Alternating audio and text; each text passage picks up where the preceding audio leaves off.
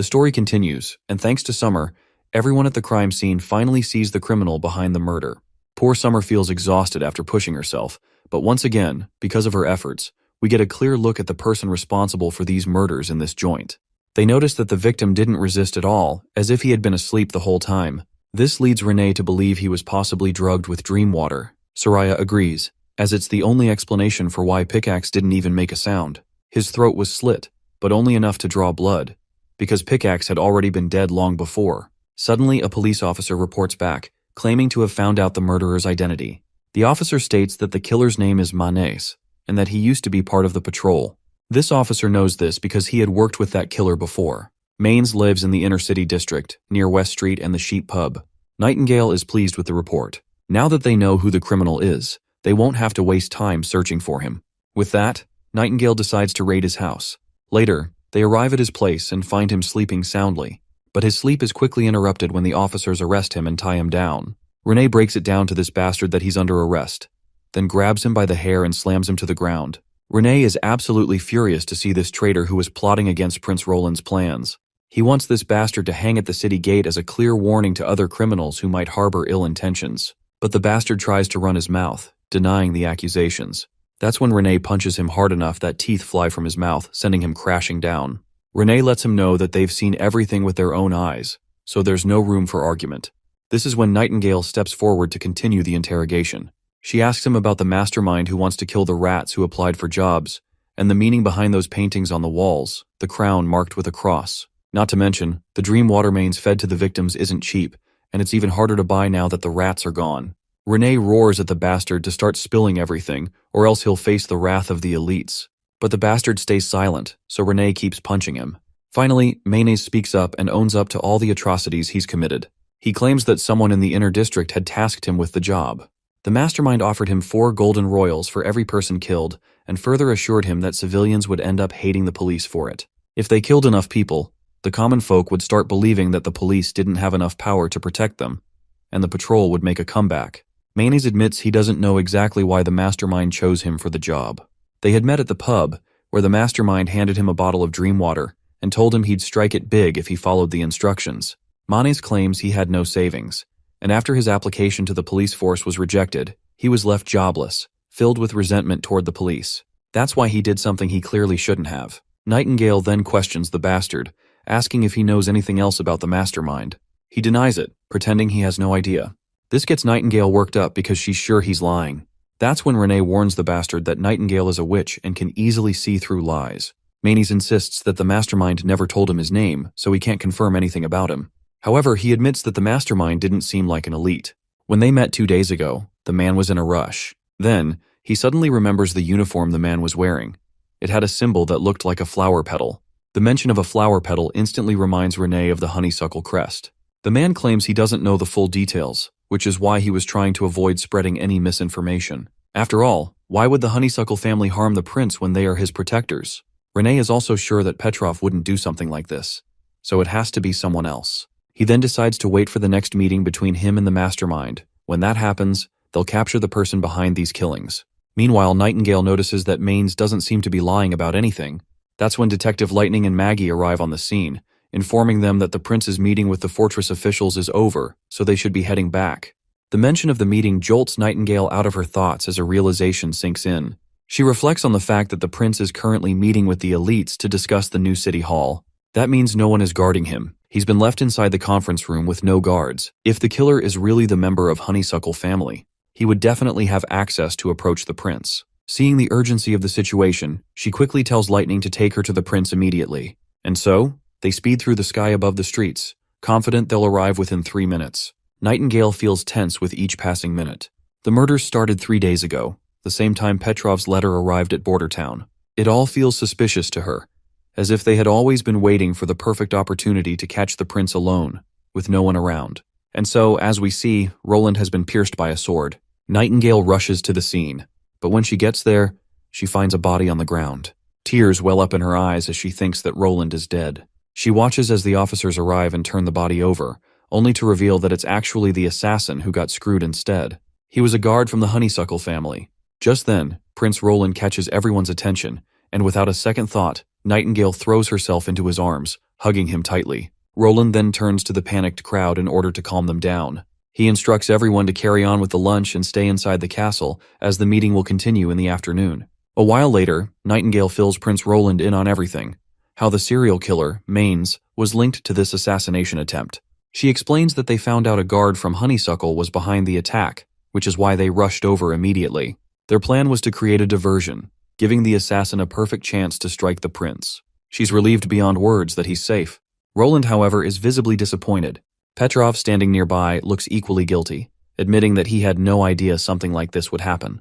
The prince reassures him and tells him to rise, stating that he doesn't like placing blame.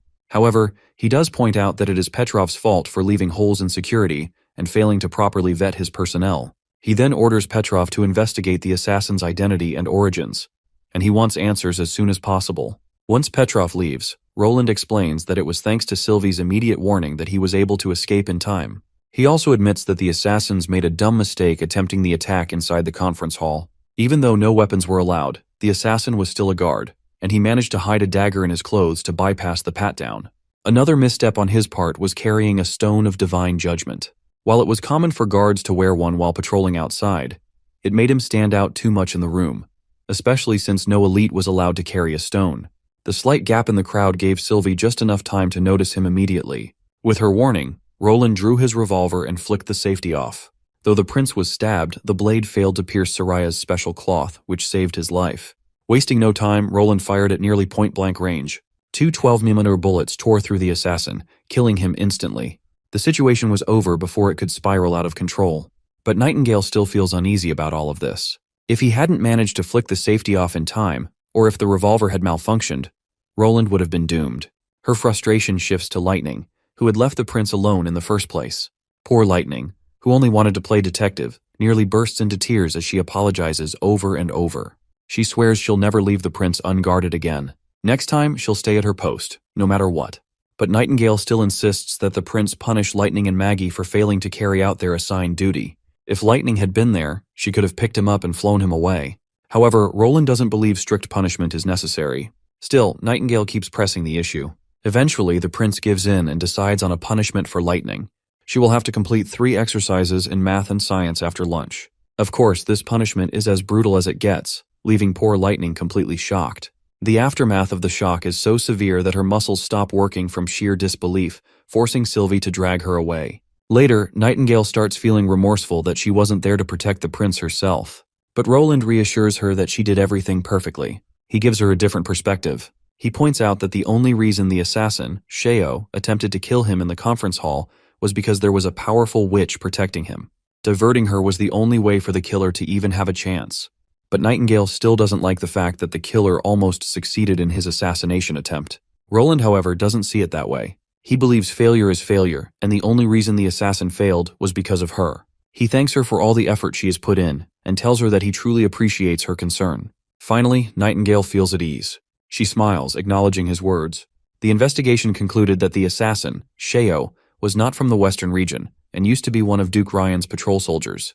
But Petrov and Nightingale theorized that this assassination wasn't out of Duke Ryan's revenge. Sheo's residence was locked down because only Summer's replay magic could reveal the truth. He had asked Maggie to bring Miss Spear Passy to the fortress castle. Later, Maggie brought Spear Passy there. After dinner, they followed the Elk Earl to Sheo's house, which was a normal townhouse in the inner district. It had been completely cleaned out, not even a single piece of paper was left behind. The criminal had obviously prepared in advance to destroy all evidence. The prince told Summer that Sheo was usually out during the day, so she only needed to replay what happened at night. He needed to see everything that took place in this room, starting from when Sheo contacted Mayonnaise. Every moment was important. Spear Passy then began her mojo, borrowing Maggie's magic and transferring it to Summer so she could hold her magic longer. The prince was sure that with Maggie's extra magic, Summer wouldn't miss a single detail, and Soraya's real-time drawings would keep a record of everything in case they forgot. In the replay, the prince notices a piece of familiar jewelry, and told Soraya to draw it because he had seen it before.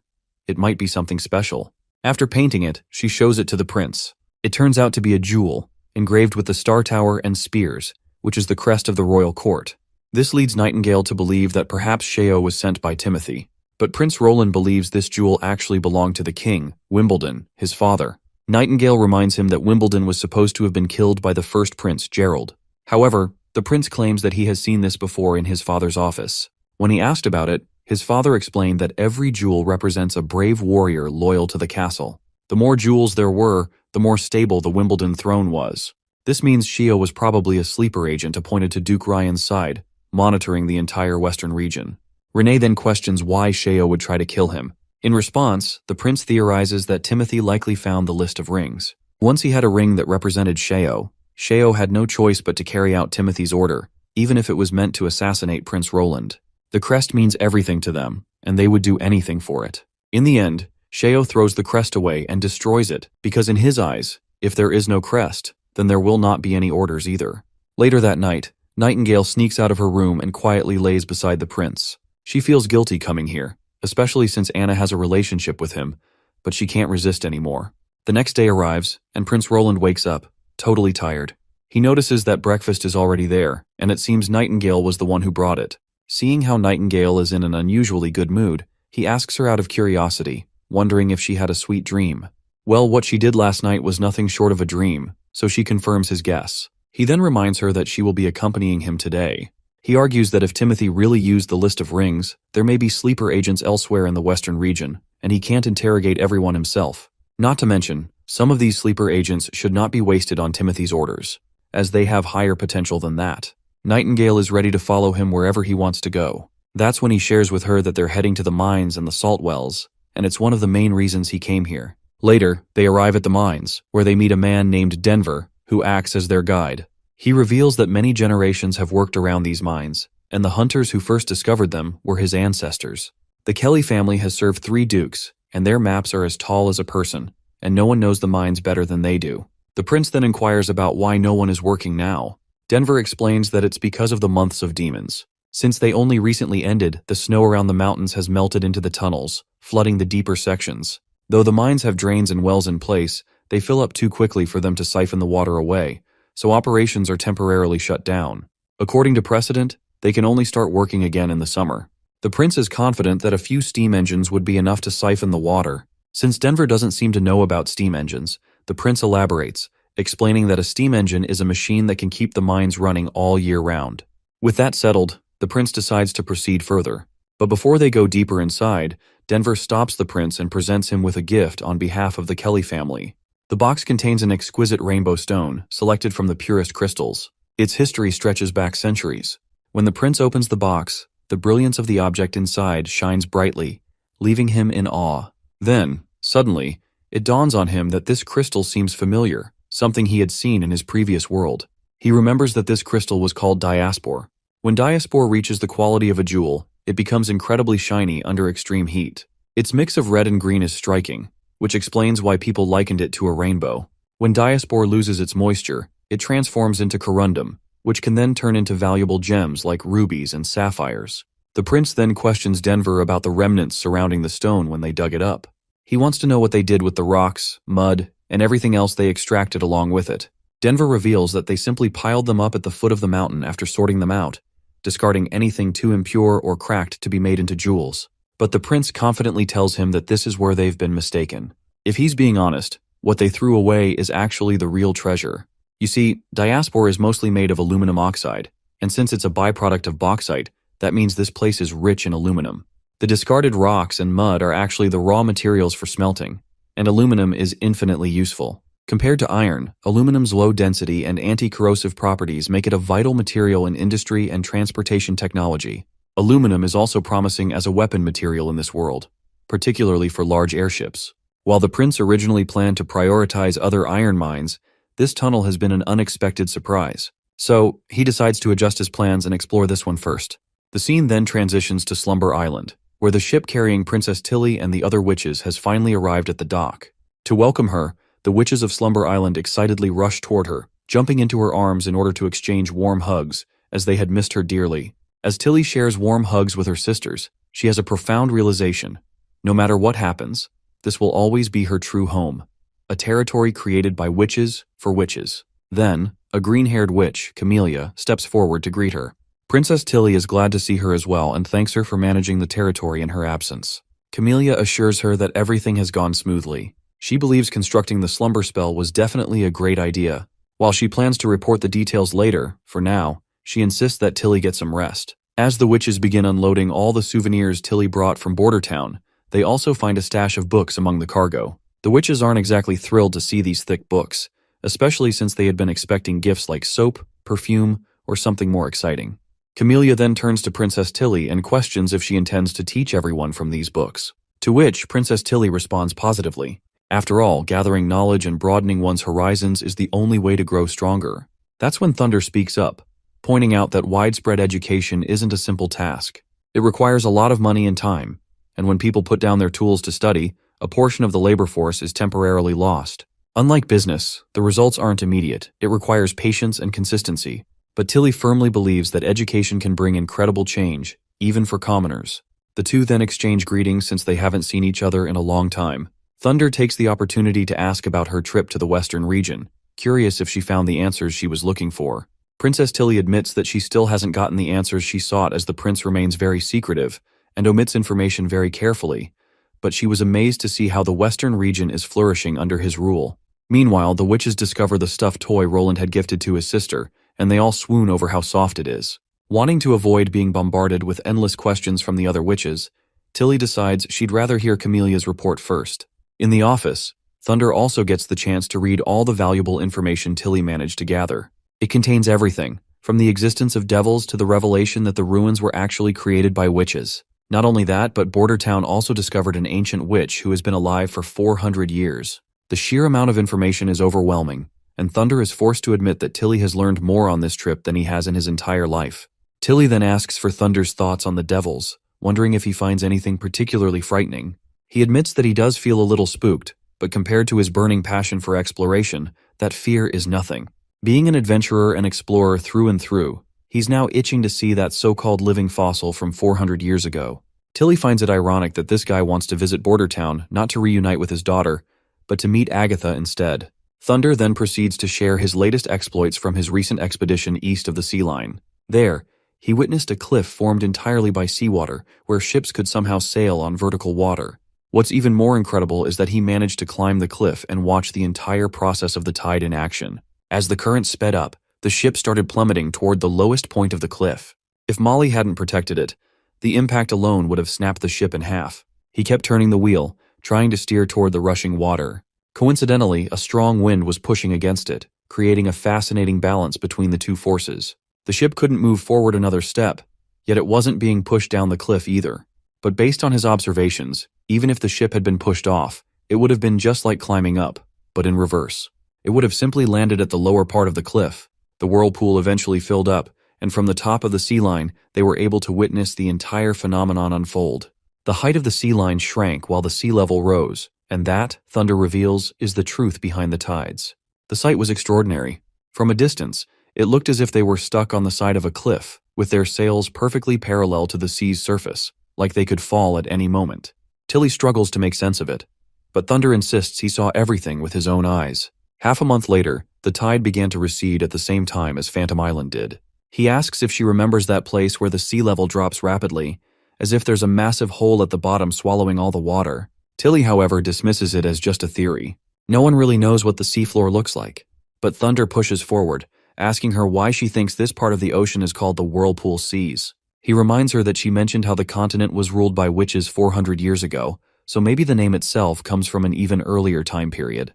Tilly has to admit that he's making some solid points, but she argues that they don't have the means to explore the bottom of the ocean. No one on Slumber Island can do something like that, and proving such a theory would be incredibly difficult. But Thunder claims he knows someone. There's a witch who lives in the bay, one who hasn't interacted with humans in a long time. She was once a good friend of his, helping him during his expeditions.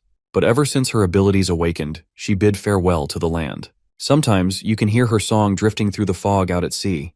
This jogs a memory for Tilly. She wants Thunder to confirm it if he's referring to the rumors about a mermaid who guides ships through the ocean. Thunder confirms this. He further admits he's not sure if she'll be willing to help, but they have to try. He might also need the assistance of his old friend, Margaret. For this expedition, he wants to hear more about the new ships in Border Town.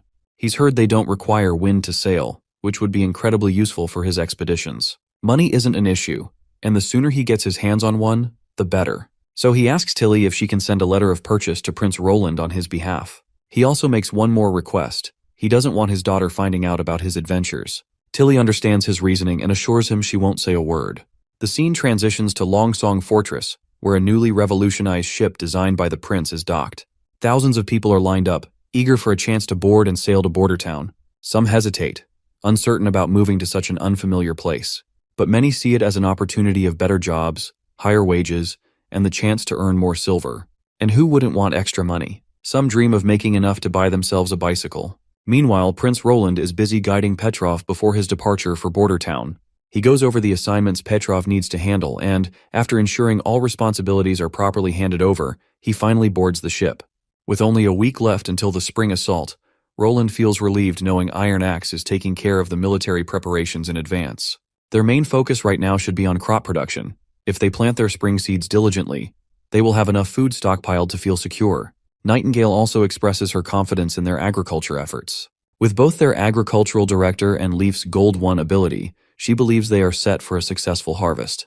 Roland, however, reminds her that their spring assault has another surprise in store, one that will be revealed soon enough. Once they return to Border Town, we find Anna working on the construction of a new ship. She is pleased to see Roland back and, naturally, he asks about the progress of the project. Anna describes the numerous challenges they faced during construction, but confidently states that she has resolved all of them. This leaves Roland genuinely surprised.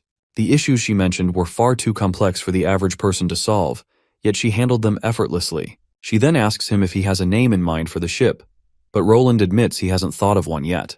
The reason Anna asks about the ship's name is that First Army soldiers have been coming by every few days to admire the vessel. Some of them even argued about engraving their names onto the hull, claiming that Roland had promised to name a warship after the best artillery soldier. However, Roland dismisses the idea, stating that this particular ship will not be named after an individual.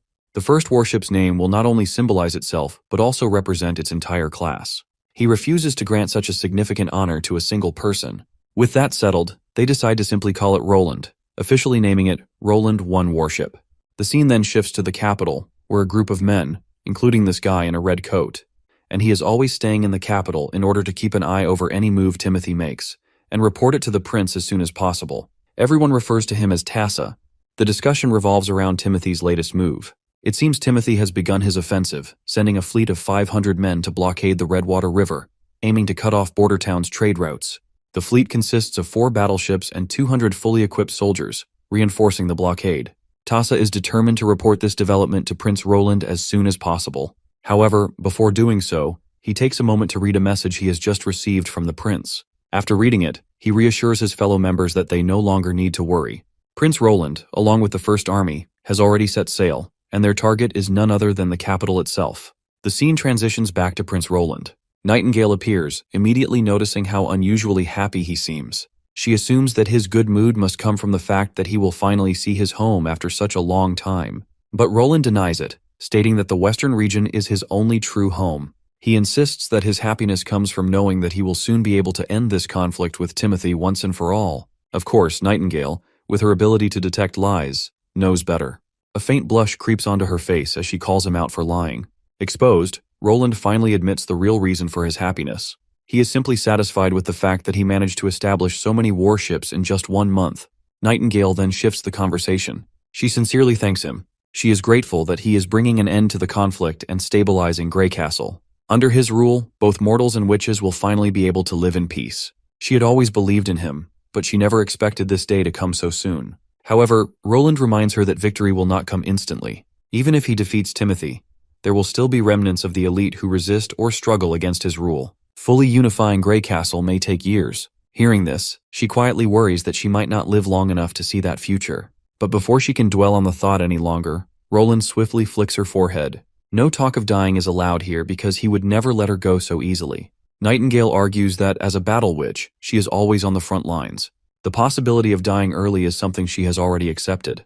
Proudly, she reaffirms her commitment, stating that she has already pledged her loyalty to Roland and would willingly sacrifice herself for him if necessary. But Roland immediately dismisses such thoughts. He assures her that the only ones who will be making sacrifices will be their enemies. Just then, Lightning arrives in order to report urgent news. She reveals that 4 sailboats are approaching from 20 kilometers away. With oars on both sides, it is highly likely that they are the eagle-headed boats mentioned in the letter. Roland gives her an approving pat for her surveillance skills. He also corrects her that the word eagle likely refers to a battering ram hidden below the waterline. Feeling proud of herself, Lightning cheekily demands a reward for her efforts. She wants one of her school assignments to be excused. After some back and forth, Roland reluctantly agrees, but with one condition: she must not slack off like last time. As Lightning beams with joy, Nightingale thinks that he should not have given in so easily. But Roland simply smiles. To him, small acts of mercy are what make people remember kindness. With that settled, he turns serious once more. There is work to be done. According to Tass's reports, Timothy has sent 4 galleys. Their speed is roughly the same as Roland's concrete ships, but they have the advantage of agility. These ships are designed for ramming and boarding enemy ships, and they could also potentially be used for suicide attacks. Given that the enemy is trying to blockade their waterways, Roland dismisses the second possibility of a suicide attack. He firmly believes that this will be everyone's first naval battle, so he's open to any strategic suggestions from his commanders. One of the officers in the conference speaks up, pointing out that cannons are not very accurate against moving targets. Since both sides will be in constant motion, he recommends opening fire only when they are within 50 meters. He assures that his platoon can sink an enemy ship with each cannonball at that range. Another platoon leader counters this, explaining that cannon fire consumes a lot of ammunition, and only Miss Anna can manufacture it. He suggests waiting for the enemy to make the first move, and when they attempt to board, they can retaliate with heavy machine guns. Prince Roland, carefully weighing both opinions, turns to the captain for his perspective. The captain's response surprises everyone. He proposes a direct collision strategy. The other commanders are taken aback, but the captain elaborates. Our ships are large, fast, and made of steel. A wooden enemy ship would likely collapse from a simple collision or lose its mobility due to heavy damage. It looks like Roland is absolutely loving the idea, and he eventually locks on it. He commands them to sound the horns, ready to implement the daring plan. On the enemy side, Duke Eden and his crew begin to notice a strange black smoke rising on the horizon. At first, they assume it's a fire somewhere along the river, perhaps a merchant ship caught in flames. These idiots just can't make sense of it, especially since they don't understand the concept of engines or the source of such smoke. As they continue to observe, they notice the ships traveling far too quickly for merchant vessels. There are no flags to identify them, which adds to the mystery. The speed at which they're moving along the river, effortlessly defying expectations, only deepens their confusion. Soon enough, the ship Roland 1 comes into full view. The enemy soldiers and commanders are left utterly stunned, their minds struggling to comprehend the massive, imposing steel vessel barreling toward them. It's unlike anything they've seen before. A ship of that size, that fast, and made of steel is a monstrosity in their eyes. The massive chunk of steel collides directly with the wooden ships in the blockade, and the results are catastrophic. The wooden boats, unable to withstand the sheer force of the collision, begin to sink rapidly. Duke Eden panics as he frantically orders the ship's captain to head for the shore. While running away, he dreads his fate and the severe consequences that will follow if he turns tail and flees. If he enters the capital like this, he'll have no chance of getting promoted. His only opportunity is to seize the traitor's warship and bring it to King Timothy. Even if it was created by devils, as long as it's manned by humans, he's convinced they still have a chance to win. So, he yells at his men to bring out the bows and torches. They're going to kill that bastard hiding in that metal shell. Whoever helps take down Roland and his ship, Eden promises them a gold royal. The offer is just as lucrative as it can get, so they charge full speed at our hero's warship once again. The bastards are armed with their long-range weapons, feeling smug, thinking victory is theirs. They start firing arrows and throwing bombs with everything they've got. But sadly for these primitive suckers, their arrows are utterly useless against the thick steel of the ship. Iron Axe quickly fires the machine gun mounted on the warship, and those bullets literally tear through the shields those bastards are holding. The barrage of bullets starts disintegrating the wooden boat structure, ripping through it like paper. As the relentless rain of bullets continues, all Eden can do is stand there, completely frozen. By all common sense, a massive weapon like the one our party has should have horrible reload speed and accuracy. So Eden has no idea how in the hell Prince Roland managed to create such a terrifying weapon. The only explanation he can think of is that this must be an invention of the devils. In the end, he gets drilled by a bullet too and sinks down along with his ship. The boys on the warship feel disappointed that the enemy got obliterated so easily. They were looking forward to flexing their muscles and showing what the artillery squad is made of. But their commander quickly reminds these idiots that they can't afford to waste ammo, especially considering how much effort Anna puts into making them. He assures them that everyone will get their time to shine, so they shouldn't feel too salty about it. The boys then start discussing among themselves how amazing it would be if they had a warship named after them. 2 days pass since that successful subjugation, and it looks like their warship is finally nearing the capital. But Lightning reports that the port appears to be heavily guarded by at least 100 men. and they look like civilian soldiers. Prince Roland is surprised to hear that only 100 men have been deployed at the port. You see, he had predicted that the first battle would happen near the port. To prevent his army from disembarking, soldiers with crossbows and hand cannons might be surrounding them at the riverbank. They could even have catapults ready. But now, Roland is starting to believe that the enemy has abandoned their huge advantage of the shoreline. He does admit that it was a wise move, but he also acknowledges that Timothy doesn't seem to understand the range and power of 150-55mm shells. He then asks Sylvie if any of the civilian soldiers are equipped with berserker pills, to which Sylvie replies that she didn't find anything like that, and they aren't even fully equipped with weapons. However, she notices something strange beneath the dirt. Apparently, the enemy has buried something down there. She can see canisters and barrels hidden under the port, filled with a black and gray powder. It doesn't take long for Roland to realize that it must be gunpowder. Now everything makes sense. The civilian army of 100 is simply disposable. Timothy wants Roland's soldiers to disembark and attack the port. And once the explosives are detonated, everyone, including Timothy's own men, will be blown to pieces. Since Timothy isn't capable of remote detonation, those poor soldiers are there to do it manually. Roland immediately instructs Sylvie to locate the fuses and the soldiers manning them. As for Nightingale, Roland gives her the task of sneaking in, taking out the fuse operators, and watching the gate to prevent anyone else from detonating the gunpowder. Later, he plans to destroy the fuses using their cannons. Now let's switch to the enemy's perspective. The captain of the soldiers, Duke Thames, is quite fascinated by the fact that that idiot Roland actually decided to attack the capital. You see, the royal city has never been attacked in its 200-year history. No one has ever had the courage to challenge its mighty bluestone walls. So, to him, it's ridiculous that Roland would choose to attack despite being at such a disadvantage. With the enemy almost at the port, he addresses his soldiers. He orders them to relay his commands. He wants the 1st and 2nd Cavalry squads on standby behind the gate, with mercenaries stationed alongside them. The bastard is feeling pretty smug about their plan. They're convinced that Roland's forces won't stand a chance against the surprise they have in store, gunpowder buried beneath the ground, ready to be detonated. But then, as he observes the battlefield, he suddenly notices something odd. Roland's warship is leaving the fleet. Now that he thinks about it, he realizes something strange. Roland's warship doesn't have oars, which makes him wonder how the hell is that ship even sailing. But in the end, it doesn't really matter. No matter how strange their ships are, the Duke is sure that his enemies are going to die, though for some reason, they aren't docking at the port. For a moment, these overconfident bastards think that maybe, just maybe, the tiny civilian army managed to scare the shit out of Roland, and he's running for his life. And that's when our warship fires its first 150-55mm shell, obliterating everything where it lands. Those idiots have no clue what the hell just happened. Duke Thames assumes for a moment that the gunpowder they buried must have detonated by accident. But then, a soldier frantically reports that the attack came from the warship. Of course, the Duke gets annoyed. What the soldier is saying is completely bullshit. How the hell could a warship nearly a mile away launch an explosion like this? Before he can even process it, more devastating news arrives. The fuse locations have been destroyed. The bastard starts trembling. This means Timothy's ambush plan has completely tanked. At this point, he's certain that the enemy is going to reach the city walls. And then, another explosion erupts as the gunpowder buried beneath the ground ignites, wiping out all the soldiers standing nearby. They literally have no idea who is detonating the damn thing. And just when they think things couldn't get any worse, another bad report comes in. The main capital gate is in danger. The Duke is completely lost. How is this even possible when the enemy is still miles away? But we can clearly see that it's Roland's artillery who obliterated the gate. The soldiers stationed there are all smoked. At this point, the only thing running through their minds is that the enemy is downright diabolical. Panicking, the Duke quickly orders his soldiers to control the cavalry and not let them scatter. But before they can even react, something appears in the sky. A hot air balloon.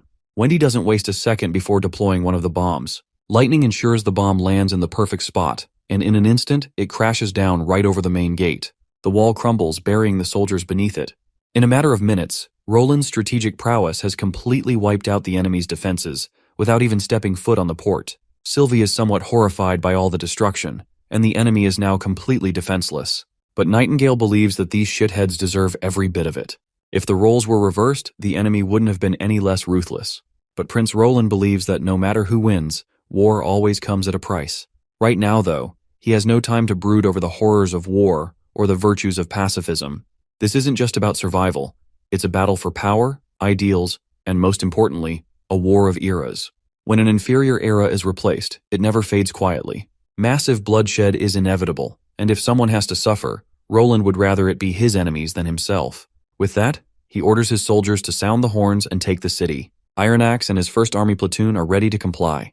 A while later, the entire city is in shambles. Our soldiers have infiltrated the streets, pushing deeper into enemy territory. Right now, they're facing mindless berserker-pilled soldiers. The platoon commander orders Squad 4 to retreat and instructs Squad 3 to stand by, ready to engage. Suddenly, an enemy soldier lunges forward and kills one of our men on the spot. Turns out, berserker soldiers were waiting in a nearby shack, lying in ambush. They launch a surprise attack, but as soon as our troops start firing, the tables turn fast. One of the soldiers grabs the heavy machine gun, unleashing a relentless barrage of bullets. The mindless bastards drop like flies. Once the massacre ends, the soldiers sweep the area, finishing off the last surviving berserker troops. Let's not forget the balloon, which is also wreaking havoc, dropping one bomb after another. Meanwhile, a soldier rushes into Timothy's chamber, where the so-called king sits slumped on his bed, completely devastated. The soldier reports that the enemy is at the castle gate. They need to escape before it's too late. But it looks like Timothy has already given up. He is lost in thought, remembering how his father ended his life right in this very room. His father had used his own death as a trap to kill Gerald, Timothy's greatest obstacle. That moment had given Timothy the opportunity to climb to the peak of power. In just 1 year, he had cleaned up the eastern and northern regions, exiled his sister, and stood unrivaled. He had believed that unifying Greycastle was only a matter of time. But in just 3 days, just 3 goddamn days, everything he built has been shredded to pieces. He throws a tantrum, raging that Roland would never have won if he hadn't collaborated with witches and devils. And now, he's furious at the church for failing to eradicate witches from the world. If it weren't for them, Roland wouldn't have had access to these ridiculously powerful weapons. After venting his frustrations, Timothy finally makes his decision. He won't die here. That fool of a brother should be the one to go to hell, not him. He heads for the secret tunnel, his last hope of escape. The tunnel has a hidden entrance and a permanent locking mechanism. Once it's sealed, it's impossible to break through. Lined with stones of divine judgment and deadly traps, he's certain Roland won't be able to track his movements. Timothy just needs to make it to the northern and eastern aristocrats who still support him. After all, he promoted a few dukes there. Surely, they'll shelter him. However, Timothy doesn't know if the northern or eastern aristocrats will still take him in now that the capital has fallen. He thinks maybe the church might, but he's also aware that while those fools may be arrogant and inefficient, they're surely not going to let Roland tighten his grip on the kingdom. If the church grants him the revenge he deserves, Timothy is ready to hand them his father's kingdom. All he wants is Roland's execution, and then he plans to torture those cursed witches to death. But when he finally reaches the other end of the tunnel, all he finds are soldiers waiting for him. The siege of the royal city has finally come to an end. As Prince Roland marches through the city, the soldiers welcome him with cheers. The captain of the Second Army approaches, bringing good news. The castle road has been secured, and the city now belongs to Roland, making him the new king of Greycastle. Well, Prince also can't shake off the sacrifices it took to reach here. This has been the fiercest battle for the First Army. Their casualties haven't been fully recorded yet, but over 20 bodies have been counted, after Nana's healing, that is. The royal decree for the throne has finally been sealed. As King Roland enters the palace, he notices a few familiar faces standing respectfully in line to welcome their new king. The first in line is Treasury Minister Lauren Muir, followed by the old Foreign Minister, Brent Fellon.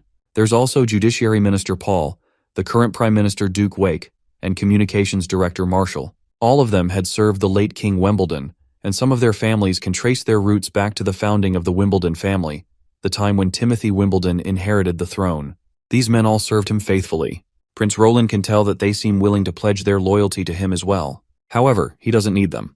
This won't be a conference, it will be a court of justice. He addresses everyone present, declaring that Timothy Wimbledon murdered the first prince, Gerald Wimbledon. He instigated riots, allied with the church, and is now imprisoned, awaiting his punishment. Soon, his crimes will be known in every corner of the continent.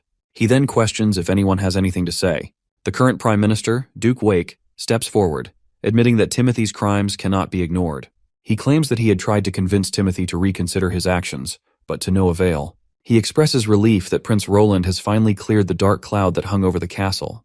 But Roland knows better. Everyone standing here played a role in enabling Timothy's atrocities. There is no excuse for that. He makes it clear that whatever they say now will not be of any use. However, Lauren Muir reminds Prince Roland that when Timothy rose to power, he promoted many of his personal allies, such as Langley Scar and Duke Mollis. The knights and the army were under their control, leaving little room for opposition. Another official quickly agrees, and the mustached man even claims that when Timothy executed Gerald Wimbledon, he also purged the court. With the knights holding all the power, no one had any way of stopping him. Prince Roland acknowledges this. In their regard, what they are saying is true. But to separate those who were merely caught in Timothy's rule from those who were truly devoted to him, Roland decides to play a little game, one that will allow everyone present to prove their innocence. Prince Roland states that it is a simple interrogation game, he asks, and they answer.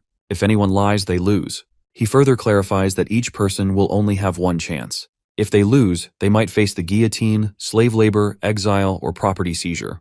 The game follows the rules of the court, making it entirely fair. First in line is Duke Wake. Prince Roland asks him a single question. When Timothy forced the refugees to attack the western region, did he participate? Wake hesitates before answering. Eventually, he admits that he followed Timothy's orders to gather refugees from the eastern and southern regions, but he claims he had no knowledge of Timothy's true intentions. However, Prince Roland can tell he is lying. Declaring him a liar, he sentences Wake to prison for the rest of his life before demanding the next person to step forward. The other officials tense up at the sight of their fellow being condemned so easily. Prince then warns them further. If they think they can outsmart him, they should reconsider. Lying will not help them because he can see through lies effortlessly. His words send a chill through the room, and panic sets in. One by one, the officials begin rattling out every detail of the atrocities they committed, desperate to prove their innocence. After an intense interrogation, the game finally comes to an end.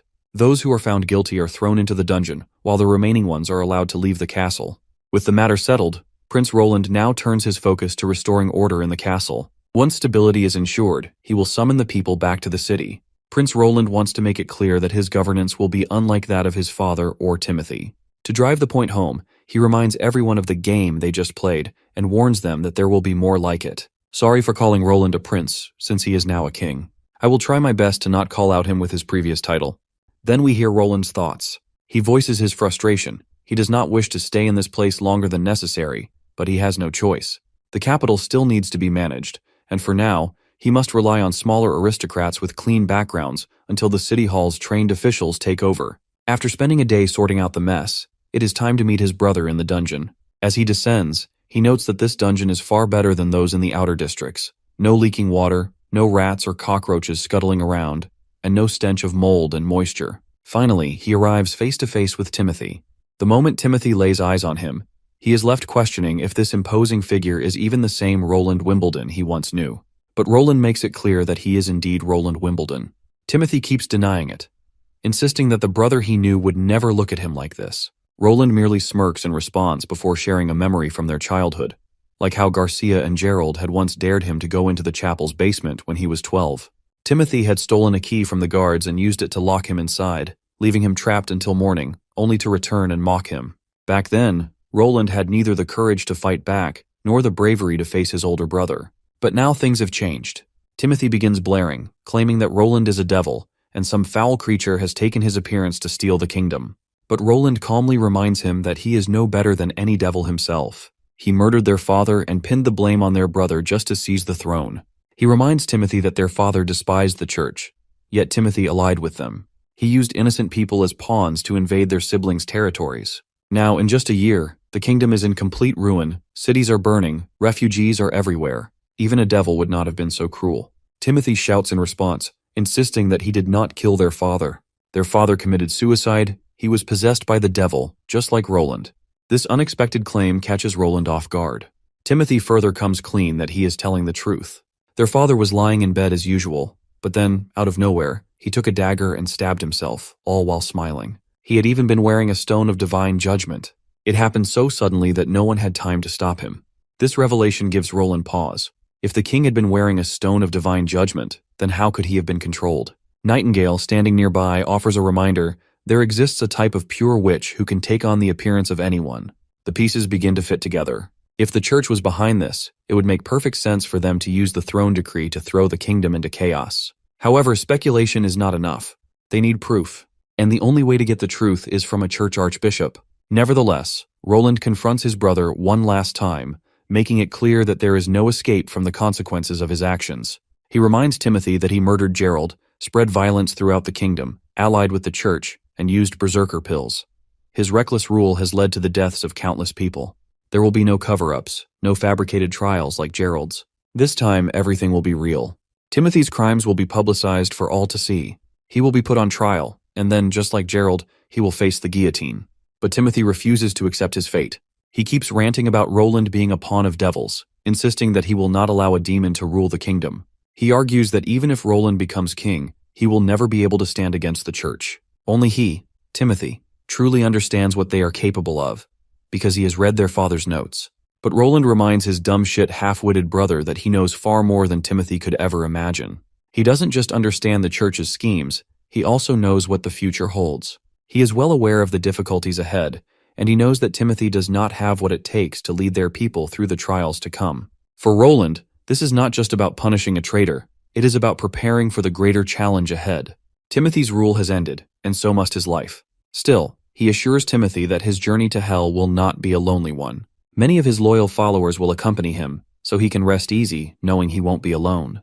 With that, Roland turns away, having nothing more to say. He leaves the rest to Fawkes. Timothy, meanwhile, continues his tantrum, screaming and struggling against his fate, but his cries go unheard as Roland descends from the dungeons. Fawkes then introduces himself to the fallen king, calling himself Hill Fawkes, a former member of the Pigeon Hat Circus group.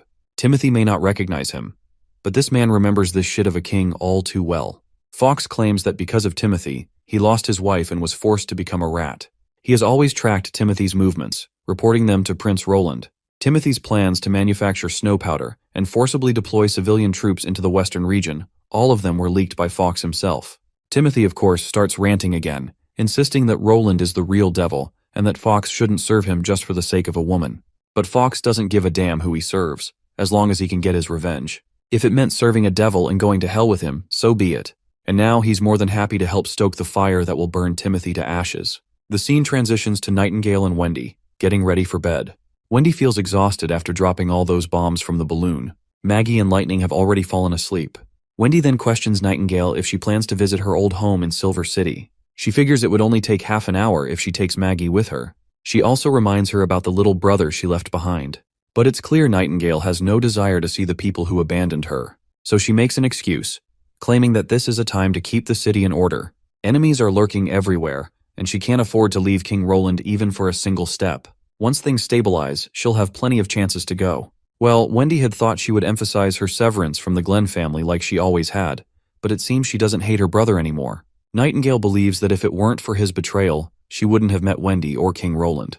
She chooses to cherish her current life and forget the old one. Later, Wendy falls asleep, while Nightingale remains awake, reflecting on the situation. She recalls how the kingdom has finally come under Roland's control, and how witches can now live openly, like normal people, in the light. However, she herself has no intention of abandoning the dark either. She finds solace in the shadows, the only place where she can have time to herself. Time to admire Roland from afar, without interfering in his life. The next day arrives, and Margaret, Roland's old friend, comes to visit him. It looks like she's here to share something of utmost importance, as she insists on meeting Roland privately. First, Margaret apologizes for barging in like this, but she explains that her friend Thunder wishes to meet the king. Naturally, Roland is startled, because as far as he remembers, Thunder was supposed to have died in an exploration accident. But Margaret reminds him that Thunder is the kind of guy who never leaves a trail. He especially didn't want Lightning to find out. And that's precisely why Margaret is here, sharing this in secret. Thunder had initially planned to contact Roland through Tilly, but the sudden attack Roland launched on the capital caught him off guard. Margaret explains that Thunder also saw something incredible at Phantom Island, something that might be closely related to the ruins. That alone makes him very interested in meeting Roland. He's currently in the capital, having just arrived yesterday. Roland takes note of how Margaret doesn't seem all that surprised that Thunder is still alive, which makes him suspect she already knew. Margaret doesn't deny it. She admits that she was aware and apologizes for not telling him sooner. She also reveals that the magic stone Lightning wears on her necklace is how Thunder has been tracking her location. She goes on to explain that Thunder was the one who sent her to Border Town in the first place, to make sure his daughter was doing well. When Lightning chose to settle there, Thunder decided to hide his whereabouts, hoping it would dissuade her from becoming an explorer. Upon hearing the truth, Roland feels like a fool. He had almost believed Margaret was genuinely fascinated by Border Town and all the business opportunities it had to offer. But back to the main topic. Roland states that the kingdom is still a complete mess right now, so there's no way he can leave the castle. Instead, he gives her permission to bring Thunder here if he truly wishes to meet. And he promises to keep it a secret from Lightning as well. Once Margaret is gone, Nightingale reappears, teasing Roland about how he failed to see through her lies back then. She reminds him that Margaret was wearing that huge stone of divine judgment at the time. Before Roland can respond, a soldier rushes in, reporting that an aristocrat claiming to be an old friend of the king has arrived. The supposed friend's name is Yorko. The moment the name sinks in, Roland nearly chokes on his tea. And just like that, the aristocrat in question barges inside. Yorko is quite the charming figure. He is full of admiration for how King Roland managed to defeat his demonic older brother so quickly. It's been a whole year since they last met, yet Yorko notes that Roland hasn't changed at all. For some backstory, Yorko, also known as the Magic Hand, was once on good terms with Roland. Back when the fourth prince was shut out by the Big Three and even rejected by his own little sister, Yorko took him under his wing, introducing him to a life of drinking and partying. It was Yorko's presence that pulled the old Roland out of his misery, giving him a ragtag group of friends, something he never had inside the castle. At that time, the fourth prince considered Yorko to be his best friend. With his sharp taste in clothing, refined manners, and skill in gambling, Yorko easily won the hearts of many rich young ladies. And as usual, he's here for one reason, to invite Roland out for a drink. The man of culture even leans in and whispers in Roland's ear, casually asking if he'd prefer to spend the night with Madame Ross or Miss Kingfisher. Of course, Nightingale, listening from the shadows, begins to exude such a menacing aura that the air around her starts to freeze. Sensing danger, Roland quickly tries to escape her wrath, insisting that he never did anything with any of those girls and has no relationship with them whatsoever. Technically, this isn't a lie, especially since the current Roland never had any romantic entanglements, so Nightingale wouldn't be able to detect anything off. But Yorko, being Yorko, keeps insisting otherwise, making Nightingale grow even more suspicious. Eventually, Yorko lets it slide, deciding to just hang out like old times. He excitedly tells Roland about the new spots that have opened up in the city, places they could go and enjoy themselves. But Roland quickly shuts that idea down, making it clear that he no longer has such worldly desires. They go back and forth for a bit, but Roland firmly reminds him that he's a king now. He can't afford to be as careless as before. Besides, he knows Yorko didn't come all this way just to reminisce about the past. So he wants his old friend to cut to the chase, as there's no need to dance around the real reason he's here. Finally, Yorko comes clean. He wants to work in Roland's government. Roland is caught off guard by this, but Yorko continues, saying he'd like to be one of his ministers. He doesn't need an important role like managing the treasury or judiciary. He'd be fine overseeing the patrol or something, like Knight Ironheart. Roland can hardly believe what he's hearing. If he hands over the patrol guard to Yorko, the capital's reputation might be in ruins. But Yorko seems unusually confident that he can keep all those rats in check. While Roland understands that giving him a governmental position is fine, he still needs to work it out with City Hall and figure out a suitable role for him. He assures Yorko that he'll get a letter soon enough. With that promise made, Yorko leaves. Once Roland is alone, Nightingale reappears, immediately teasing him about Madame Ross and Miss Kingfisher. She wants to know who they were exactly. Roland tries to brush it off casually, explaining that they were just two women he met once. He wasn't familiar with them and didn't even know their real names. That's just how it is with aristocrats. Everyone wears a false mask, putting on a show, and once they part ways, no one bothers to remember anything. Nightingale continues her interrogation, but eventually, Roland manages to convince her to drop it. Now that he's free from Nightingale's scrutiny, it's finally time for him to meet the legendary adventurer, Thunder. When Thunder appears before Roland, he pulls back his hood and greets the prince with proper manners. Roland thanks him for helping Tilly after she moved to Sleeping Island. Thunder assures him that it was no problem at all, as she provided great support during his expedition. In fact, if it weren't for the witches, Phantom Island would have been the limit of his team's range. He then asks if Tilly mentioned the sea line to Roland in her letters. But Roland has no idea what that is. Seeing his confusion, Thunder proceeds to explain everything about the sea line and his recent exploits. After explaining his situation, Thunder expresses his desire to purchase a ship capable of sailing against the wind and currents. Money is not an issue, and he's willing to pay any price Roland asks. Roland accepts the request, stating that money isn't important to him either. He assures Thunder that he'll calculate the price fairly and build the ship using the best technology available. He promises that the ship will go far beyond his own sphere of influence, and he genuinely wants to support Thunder in this endeavor. Exploring the unknown could change the fate of humanity, so he'll fully back Thunder's expeditions, on the condition that Thunder reports any new discoveries to him immediately. Thunder acknowledges this and promises to do as instructed. After their conversation, Roland reflects on everything Thunder revealed about the sea line. Seawater that defies gravity, flowing upwards like a wall, and a ship traveling vertically while everything appears level as usual. If this wasn't coming from the most famous explorer in the world, Roland wouldn't have believed a word of it. This suggests that something is interfering with gravity, creating a unique magnetic field. But since the true nature of gravity itself isn't fully understood, he can't reach any conclusions just yet, as it might even be related to magic. Nightingale reappears after quietly smuggling thunder out of the castle. Noticing Roland's contemplative mood, she questions him about it. Instead of answering directly, he asks her an odd question. Does she know what elves are? They're mythical humanoid creatures with pointy ears, known for living in forests, elegant, agile, and immortal.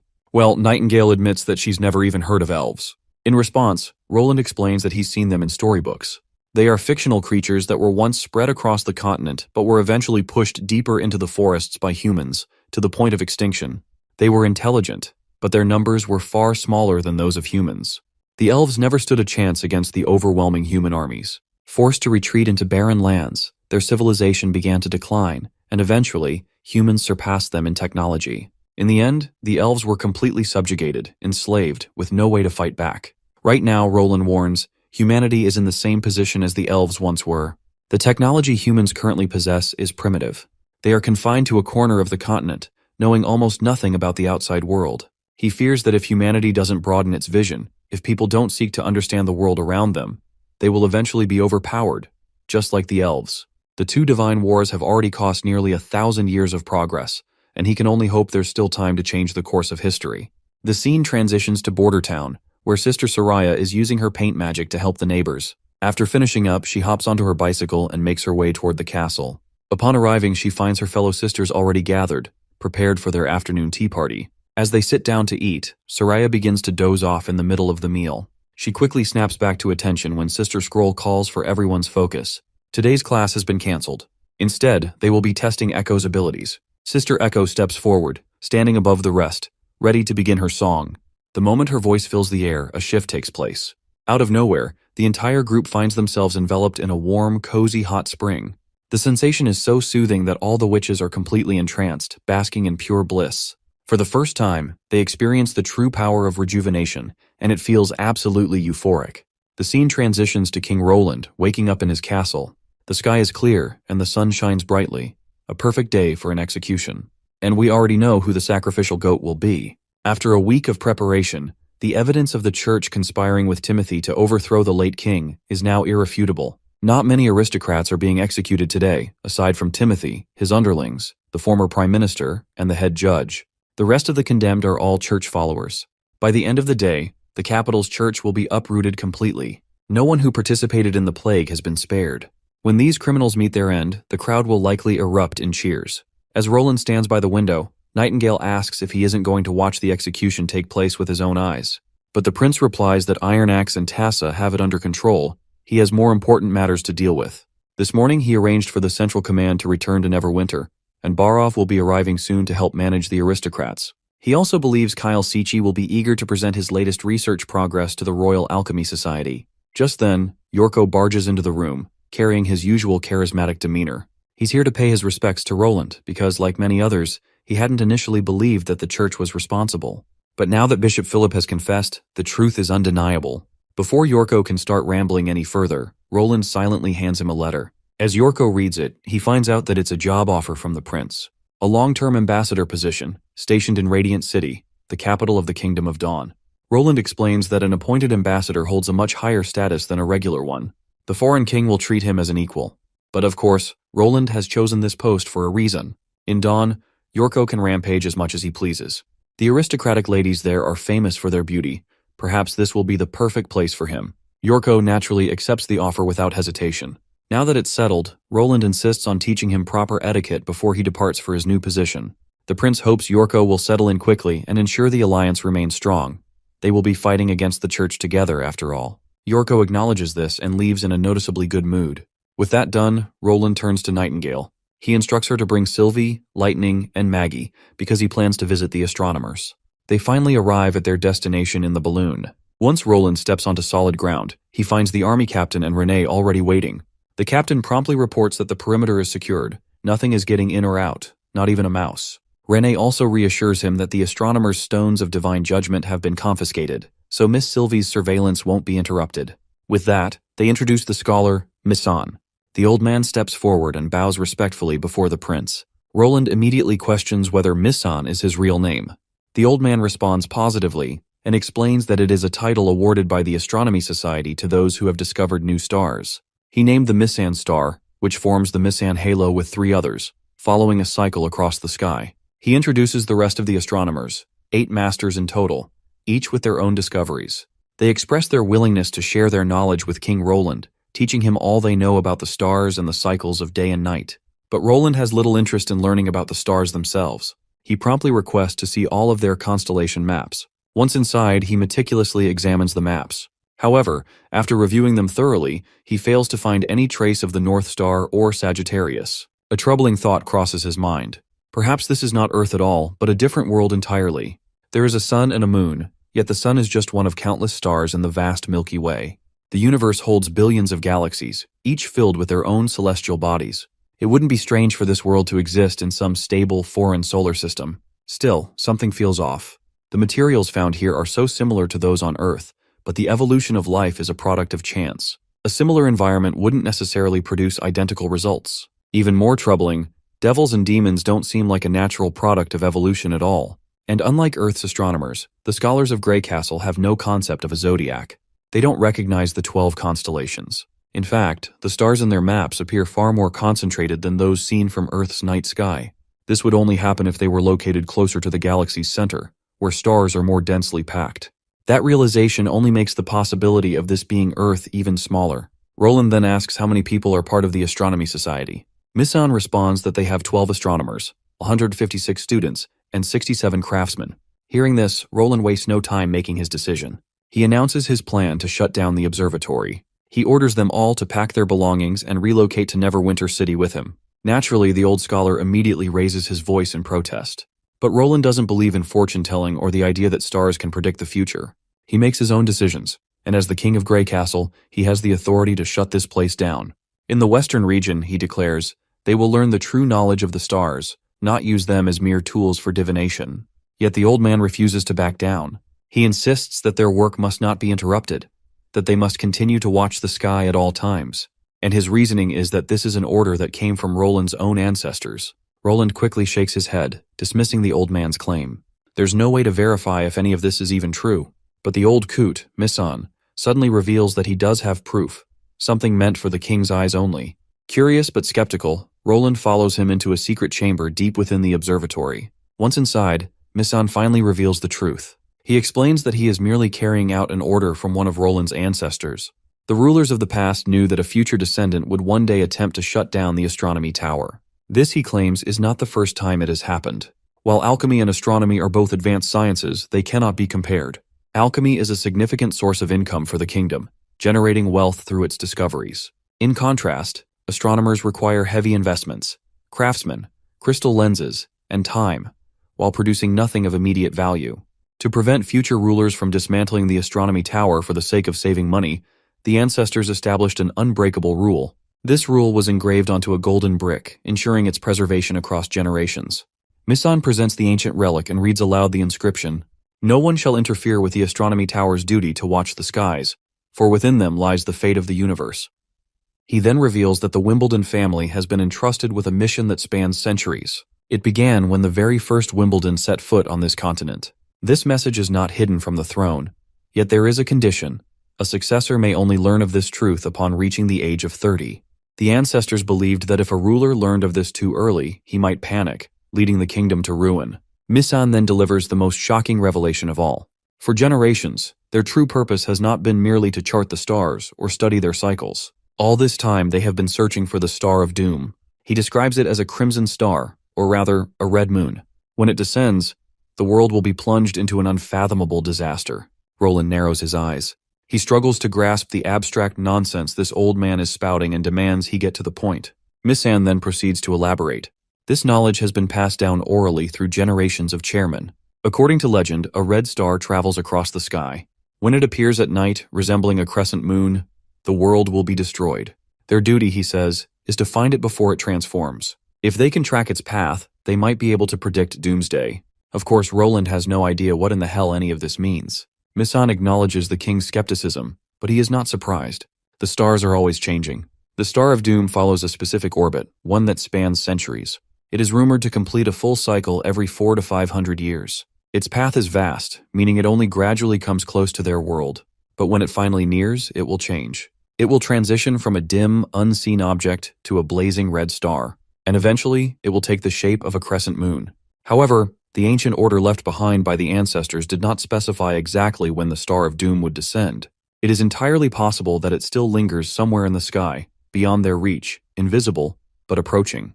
Misan reveals that he has been watching the skies for the past 40 years, ever since he became a disciple of the Astronomy Tower. He has never once stopped.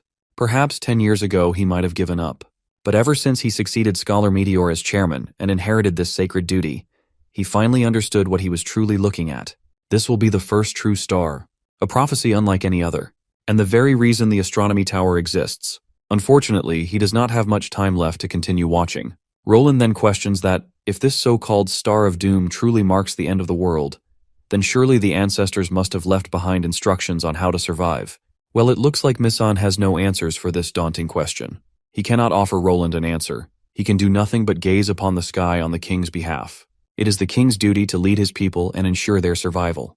Should the earth rupture or the sky rain fire, as long as they can predict it, humanity will have a chance. Thus, he pleads with Roland not to shut down the Astronomy Tower.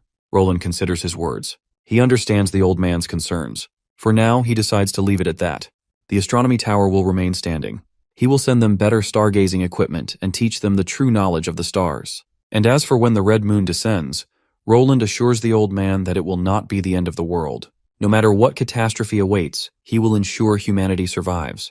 With that, King Roland departs, boarding his balloon and leaving the tower behind. Initially, he had planned to relocate the astronomers to the western region, but Misan has spent decades watching the skies. Perhaps it is only fitting that his journey ends here as well. Still, Roland has a hunch. The Star of Doom is likely the very same phenomenon Agatha once mentioned. When the red moon appears, doomsday will follow. A prophecy and warning. And most likely, somehow it is also connected to the witches. Sylvie shares the same suspicion. After all, why else would Grey Castle pursue it, even when their own kingdom was not yet complete? The survivors of the Alliance brought the grim news of the red moon, a celestial event tied to their efforts in rebuilding humanity. They had entrusted the mission of stargazing to the earliest astronomers, and one of them just so happened to be an ancestor of Roland. Roland, however, mentions that he has been reading his family's history in his father's library recently. To his surprise, there was no mention of any astronomers or the Astronomy Tower. His first ancestor, Maud Wimbledon, and the first king, Talak Wimbledon, were both recorded in his family's lineage, but nothing about the construction of the Astronomy Tower. It seems someone erased that part of history entirely. Nightingale is now also invested in the story, and is curious to know who could have done such a thing. Roland, in deep thought, replies that it wasn't an accident. If someone had gone to the lengths of engraving such an order on a gold brick, they would have documented it elsewhere too. If it was an intentional act of hiding the truth, there is no reason for leaving traces of the Astronomy Tower's existence at all. Every successor was meant to know the true purpose of the tower. There's a mystery surrounding the Wimbledon family from 400 years ago, and Roland is determined to uncover it. The scene shifts to the office of Duke Carlin, where one of his workers delivers unexpected news. Roland's army breached the capital walls in a single day. King Timothy, unable to escape, is now trapped inside. Duke Carlin is baffled by this report, while the worker continues, detailing the power of Roland's weapons. Their rate of fire is devastating, and they are almost unstoppable. Even Timothy's berserker army, known for their ferocity, couldn't stand against the onslaught. The weapons tore through them, leaving crippling injuries or death in their wake. Carlin slumps over his chair in despair. He can see everything falling apart. Just a week ago, he received King Timothy's orders to become the newly appointed Duke of the Northern Region, and Carlin accepted. His family had already allied with Timothy to support him. There's no doubt that his actions will be seen as an act of rebellion by Roland Wimbledon, and his prosperous days will be over. Just then, a beautiful lady clad in white comes into view, asking her father about the cause of his distress. The poor guy is in tears as he jumps toward his daughter, Iris, revealing that the Candle family is facing a great disaster. They pledged loyalty to Timothy, who just lost to Roland. Iris remains nonchalant, not surprised at all. She already knew this would happen, which is exactly why she refused to marry Timothy in the first place. Her father is shocked. How did she even predict Timothy's downfall? To this, Iris simply states that Timothy was never fit to be king. Carlin then asks her who she wants to marry.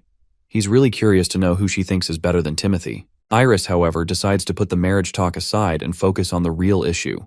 First, she wants her father to order his soldiers to return, all those who left for Grey Castle. Carlin insists that this is impossible since they've already been gone for 4 days. But his cunning daughter has a plan. She suggests sending some men to Valleytown first. They'll get there by tonight if they leave now. From there, they can take a boat to the capital, arriving a day earlier than the soldiers. No matter which route the soldiers take, they'll have to pass through the north gate. That way, they can intercept them on the outskirts of the capital. Carlin is absolutely blown away by his daughter's quick-witted thinking. He hadn't even considered this plan himself. Without wasting time, he quickly orders his butler to follow her instructions. Once the butler leaves, Iris turns to her father and asks if Night City's walls will be able to stop Roland. Well, given the kind of weaponry Roland has, it sounds nearly impossible to him. She then reminds him that even if they manage to pull back their soldiers, it won't change the fact that they are still enemies in Roland's eyes. They serve Timothy, and that won't be forgotten. Even if Roland doesn't come for them now, he will in the future. To save the family, she believes they need to take bolder action. Carlin quickly catches on to what she's suggesting. But even if they pledge loyalty to Roland, how can they be sure he'll trust them? In response, it is then she declares that she will accomplish this task through sheer goodwill. The scene then transitions to Duke Candle hosting a grand party. All the major nobles from the neighboring regions have gathered, discussing the future of the northern lands now that Roland Wimbledon has successfully captured Greycastle. Their endless yapping is pointless. They all secretly harbor ill intentions toward Roland. The loudest of them, the one speaking the most boldly against Roland, suddenly finds himself pierced by Iris's sword. His life ends in an instant. Panic spreads through the room. Within minutes, Carlin's daughter and his soldiers seize control of everything. One defiant duke still insists on fighting. Iris takes him on in a duel, and before long, she defeats him miserably. With the room under his command, Carlin finally speaks. He gives the nobles a choice: either join the corpses on the floor or swear loyalty to the new king, Roland Wimbledon. Without a second doubt, everyone surrenders. Later, we find Carlin with his daughter. Carlin questions her if Roland will accept this. Iris claims she's not sure if what they did will work out, but at least they've made their intentions clear. The fourth prince holds the power to determine the fate of the northern region. He may decide to appoint his own people to manage the land. She then instructs her father not to loosen up. He still needs to follow up and seize the two lords' territories by tomorrow morning. Roland's impression of the Candle family will determine how this plays out. Iris decides to take the heads of those two lords they just killed to the capital and requests her father to appoint her as his ambassador. The scene transitions to the capital, where the old man Baroff and Kyle Sichi have arrived after a long, mundane journey. Baroff is literally in tears, thinking about how Prince Roland destroyed Timothy just as Roland had intended. The operation went as smoothly as it possibly could. But Baroff is shocked when he learns that the prince has not started preparations for the coronation, which he believes should be done as soon as possible. However, Roland claims he doesn't have time for that right now. A proper coronation requires months of preparation. Crafting the golden crown, the jeweled staff, inviting the church and the other 3 kingdoms. An unimportant coronation would only slow down the second half of his spring assault. Roland then reveals that his ambassador to the Kingdom of Dawn will soon depart. He'll make sure to ask him to carry this message along as well, and it won't be too late to start on the coronation matter once the Kingdom of Dawn confirms things. The prince then addresses Kyle Sichi, reminding him that he summoned him here because he wants him to recruit from the Royal Alchemy Society. Since Sichi already knows most of the members there, he'll be able to convince them easily. Later, the prince arrives at the Alchemy Society in his balloon, where Chairman Lenin and his colleagues are already waiting. Once the balloon lands, the prince hops out, and Chairman Lenin doesn't forget to greet their new king. Being an alchemist through and through, Chairman Lenin initiates the conversation by mentioning how he's heard about the fourth prince's crystals, glass, and perfume inventions. To this, the prince acknowledges the praise and reveals that the sales of these items even reach as far as the Bay Islands, providing the western region with a rich source of income. That's why he built an alchemy workshop in a border town. Chairman Lenin is sure that it must have been a difficult task to build the workshop, considering the huge investments needed, especially since the border town was a place struggling with poverty. The prince acknowledges this and admits that the workshop currently produces many goods, including glass and perfume. Naturally, he's curious as to what the Alchemy Society spends so much money on. Roland then introduces his chief alchemist, Kyle Sichi, and shares that Sichi will inspect the products of their alchemy. He mentions that he wants to shut down the workshop if it hasn't produced anything new in the past few years. Upon hearing this, Chairman Lenin is rattled to his core. He quickly expresses that the prince's suggestion isn't a good idea. He also believes Roland doesn't fully understand alchemy, as it's vast and complex, with each formula resulting in different outcomes. But Kyle Sichi steps up to shut down these amateurs. He apologizes to King Roland on behalf of the loudmouthed fools who've barely skimmed the surface of the wide world of alchemy. Kyle is more than ready to prove that their formulas are antiquated and outdated, and he's willing to show whether the results are useful or not. The tension builds between the two alchemists, with Chairman Lennon gritting his teeth at Kyle Seechie's boldness. They enter the lab, where Kyle Seechie is ready to prove how lacking these amateurs are in their experiments and knowledge. At first, Kyle's method doesn't sit well with them. The others believe they've seen it before since it's already recorded in alchemy's history books. So Kyle decides to show them something more extraordinary. With a bit of alchemy mumbo-jumbo, he literally produces gold from regular stones, leaving the bald-headed chairman absolutely bewildered.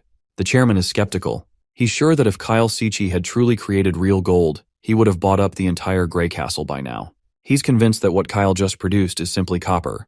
Kyle, however, makes it clear that he didn't choose this path for money, but to understand the world. And as for the authenticity of his experiment, he's ready to prove whether it's copper or gold. So, they begin the next experiment to confirm whether Kyle's creation is indeed gold. Meanwhile, Chairman Lennon has a sense of familiarity about Kyle Seechie. It finally hits him that this man is the same person he rejected a long time ago. Kyle eventually proves the authenticity of the gold, and the others standing there confirm that it is indeed real gold. After driving his point home, Kyle once again invites them to come to the border town with him. He promises to teach them everything he knows, including every possible alchemy formula and the secrets behind the creation of everything. Later, we see Roland and Kyle together. It looks like Kyle is already ready to depart for the border town without wasting a single day. Kyle doesn't want to develop any feelings here, and there's still a lot of work to be done at the lab and chemical factories. And if they want the gunpowder production line to continue functioning normally, he'll have to return to Neverwinter City. For clarity, Neverwinter City is the new name for the border town. Sometimes I forget and say border town, so don't be confused. Roland has no choice but to let Kyle go and promises to prepare a ship for him to depart. Once Kyle is out of earshot, Nightingale pops up. Seeing the unusual happiness on Roland's face, she questions him about it. She teases him, asking if he's perhaps excited just thinking about Miss Kingfisher and Madame Rose. The prince reminds her that the source of his happiness is actually the fact that Director Seechie's chemistry demonstration was extremely successful. There are 320 alchemists and apprentices willing to go to the western region. Most of them are already experienced, so they just need a little training, making them incredibly valuable resources gained from taking the capital. Though he admits that this isn't the only source of his happiness. He's even more pleased that Chairman Lennon, Riley, and Archer, all respected chairmen, are also willing to go to Neverwinter City. Roland is genuinely glad to see people volunteering to help the kingdom thrive. Roland then shares that they should also be going, because not only Lotus and Honey are coming back from Slumber Island, but there are also new witches Tilly has sent, which he wants to meet eagerly. The scene then transitions to the boat sailing, carrying all the witches from Slumber Island. All the witches are lively and excited to reach Border Town. Seeing this, the captain notes that all the witches seem chatty and full of energy, except for two, Evie and Soft Feathers. The reason for their silence is clear. Unlike the others, they are actually from the Bloodfang Association in Wolfheart. Compared to Tilly, they are more loyal to the leader of Bloodfang, Heidi Morgan. The scene then shifts to Ash and Tilly spending some time alone together. There, we learn that it was Heidi Morgan who asked Tilly to take Evie and Soft Feathers along and send them to Border Town with Lotus. Morgan also wants to establish good connections with Roland. Tilly had no reason to refuse, so she agreed to send them. But Ash doesn't understand why Morgan thinks she can get as close to Roland as Tilly is. After all, Tilly is Roland's sister. To this, Tilly reminds Ash that Heidi is royalty from the Wolfheart Kingdom, and personal connections matter less the higher up you are. It's the same in any kingdom.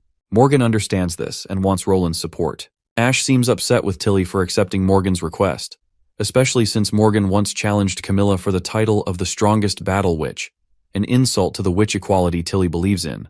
But Tilly assures her that everything is fine. She reminds her that Slumber Island is their home, and every witch is a free citizen here. As long as they aren't putting anyone in danger, they won't stop them. Also, it's not a bad thing for them to go to the western region. You see, most of Bloodfang consists of battle witches, and the church's influence has been suffocating. They've had to stick together just to survive. But now that the Bay's churches have been crushed, it's only natural for them to feel confident about their own abilities, and they want to expand even further. Morgan claims that they are different from the old association and that a single method of rule can't work for such a diverse range of organizations. And if they're going to work together like they did in the beginning, they need a strong enemy to unify them. Tilly further reminds Ash that with the enemies in the Fertile Lands, the failure of the Alliance, and the upcoming Third Divine War, their own personal experiences will teach them far more than any explanation she could give. And at Border Town, they will see even more. They will see how non-combat witches can be just as valuable. They will witness how mortals can wield incredible power that rivals witches. And most importantly, they will see the power of unity. A wider world and a new perspective will open up for them. That's exactly why Tilly specifically chose Evie and Softfeathers. She is certain that her brother will understand her reasons for sending those two witches. The scene transitions to Roland and Anna having fun in bed. Once the prince is done clapping her, he decides to get ready since the new witches are about to arrive. Later at dinner, the new witches join the table. The prince decides to let them have a well-deserved rest after the feast, knowing they must have had a tiring journey. He specifically instructs them not to be shy as this place is just like their home.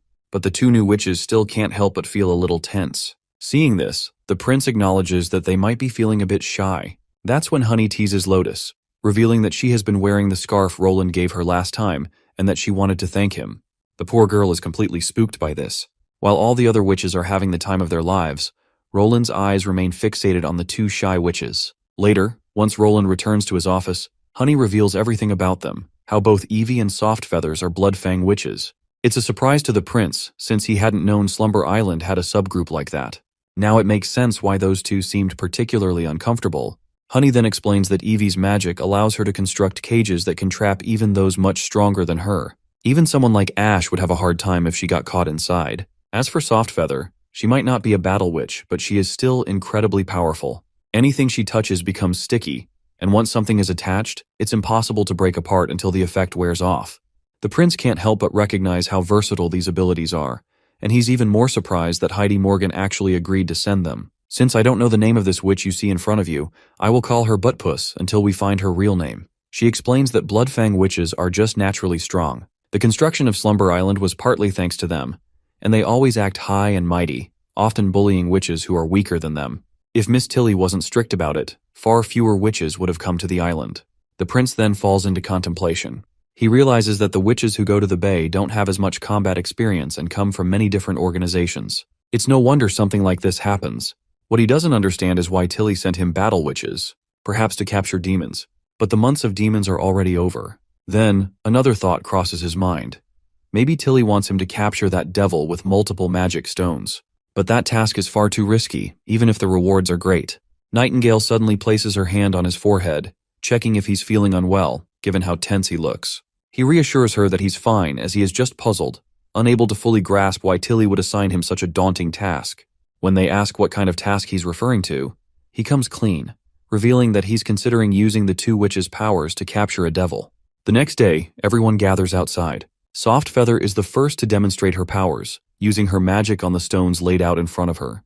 The prince then turns to Nightingale, asking about Softfeather's level of control over her magic. Nightingale responds that Softfeather has excellent control.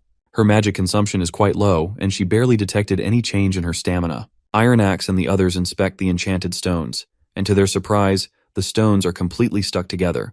They can't pry them apart at all. Roland then inquires if Softfeather has ever tested how long the stickiness lasts. She explains that if she sticks something like 2 rocks together with all her power, it could probably last for decades. But that's just a prediction, as she has never actually tested it before. The prince then asks her about the largest thing she has ever stuck together.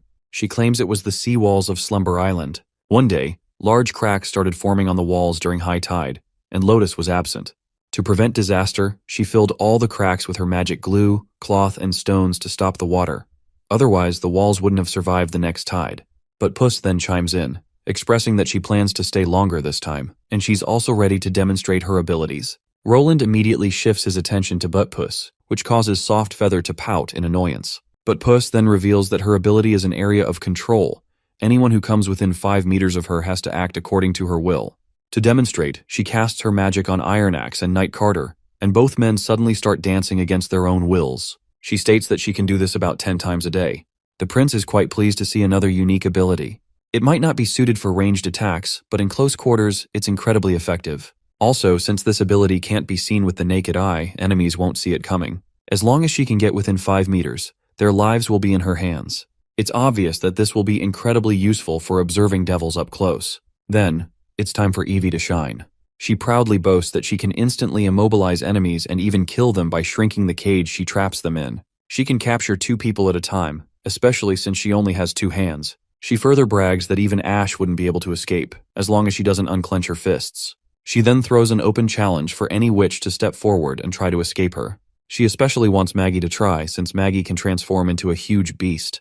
The prince finds this idea to be very good, After all, Maggie's dragon form is the same type of creature that the devils use as steeds. If they're going to capture devils, they might encounter similar enemies, so they decide to call Maggie over and speak of the devil. Maggie appears. The prince doesn't waste any time explaining the situation. All Maggie has to do is transform into her dragon form and see if she can escape Evie's magic cage. Maggie quickly shifts into her giant form, and Evie wastes no time activating her ability. A glowing cage materializes around Maggie, trapping her. Maggie struggles with all her might, but it's clear she can't escape. Seeing this, the prince is thoroughly satisfied. Even if they face a devil riding a dragon, they'll still be able to capture it, and the cage itself is incredibly sturdy. Roland then orders Evie to release Maggie, but instead of complying, this crazy woman does the opposite. She tightens her grip on Maggie and slams her down into the ground. Everyone watching immediately panics and starts yelling at Evie to release Maggie, but Evie doesn't listen. She completely ignores them. Seeing this, Lightning gets annoyed and charges straight at the treacherous woman, but Evie just traps Lightning too. And then, with no hesitation, she throws her away. That's when Roland finally snaps. He promptly delivers a hard slap across Evie's face for the shit she's pulling. That slap is enough to snap Evie out of whatever twisted mindset she was in, and she quickly apologizes. Apparently, she was just trying to gauge the other witch's powers. She believes that people are capable of surpassing their limits when facing danger, and she just wanted to make the test results more accurate. But from what she's seen, even an evolved non-battle witch can't compete, which makes their so-called ascension completely useless. Prince, on the other hand, is totally not vibing with this lady. He can't figure out what kind of messed up upbringing she must have had that makes her think hurting others is completely normal. Roland then turns to Maggie and asks her about her well-being. Wendy sadly admits that while she's not severely injured, she ended up with some bruises. Roland gets even more ticked off hearing this, and sternly orders Evie to apologize to her. Evie doesn't respond immediately, but eventually she offers an apology to Roland. However, the prince reminds her that he doesn't want her apology to him. He wants her apology to Maggie. Hearing this, Evie looks rattled, as if Roland had asked her for something blasphemous. All she does in response is click her tongue. Seeing her messed up attitude, Roland realizes that the situation on Slumber Island is worse than he thought. Most importantly, he sees that she doesn't believe she did anything wrong. He can think of countless ways to punish her, but none of them will change her twisted views, so it's pointless. Instead, Roland tries to mess with her psychologically. He reminds her that just because she thinks she's strong doesn't mean it's her right to hurt those weaker than her.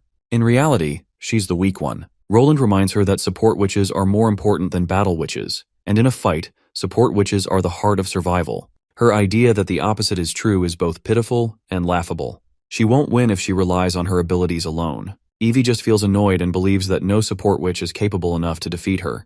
But Roland makes it clear that most of the Witch Union members could do it easily, even if they've never used their abilities in combat.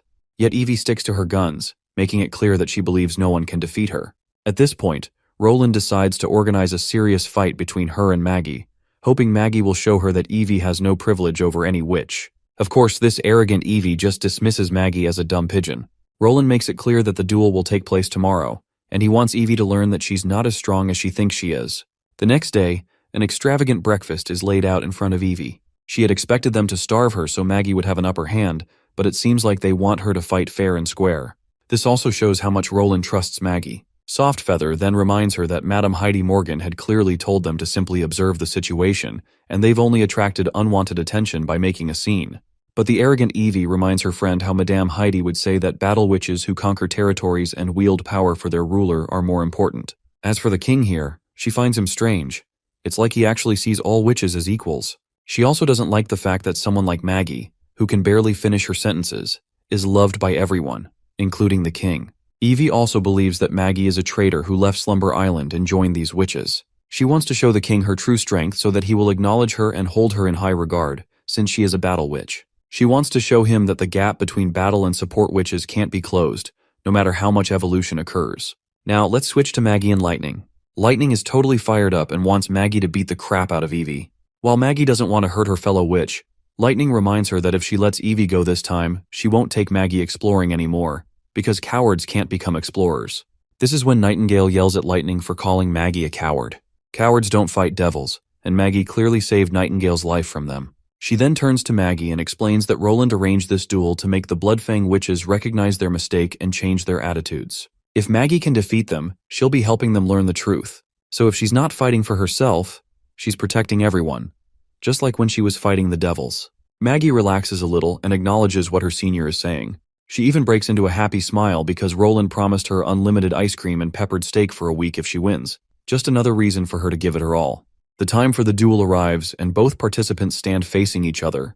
Before the fight begins, Evie, out of habit, throws some nasty jabs at Maggie, telling her to surrender while she still has the chance. But Maggie isn't fazed at all. As soon as the king signals the start of the duel, Evie immediately tries to retaliate. But Maggie quickly transforms into a bird and flies off, giving Evie no chance to trap her in her cage magic. After dodging left and right, Maggie seizes an opportunity. She shifts back into her human form and fires a barrage of bullets at Evie, utterly defeating her. Suddenly, the scene transitions to Evie's past. She is running alongside a red-haired girl named Annie. After running for what feels like forever, they are eventually caught by soldiers hunting witches. But before the soldiers can act, they are obliterated by another faction. The one who just brutally slaughtered them is none other than Madame Heidi and her companions. Skyfire, one of Madame Heidi's underlings, interrogates the two girls. Annie reveals that they are both witches, but 3 others got separated from them. She wants to find them.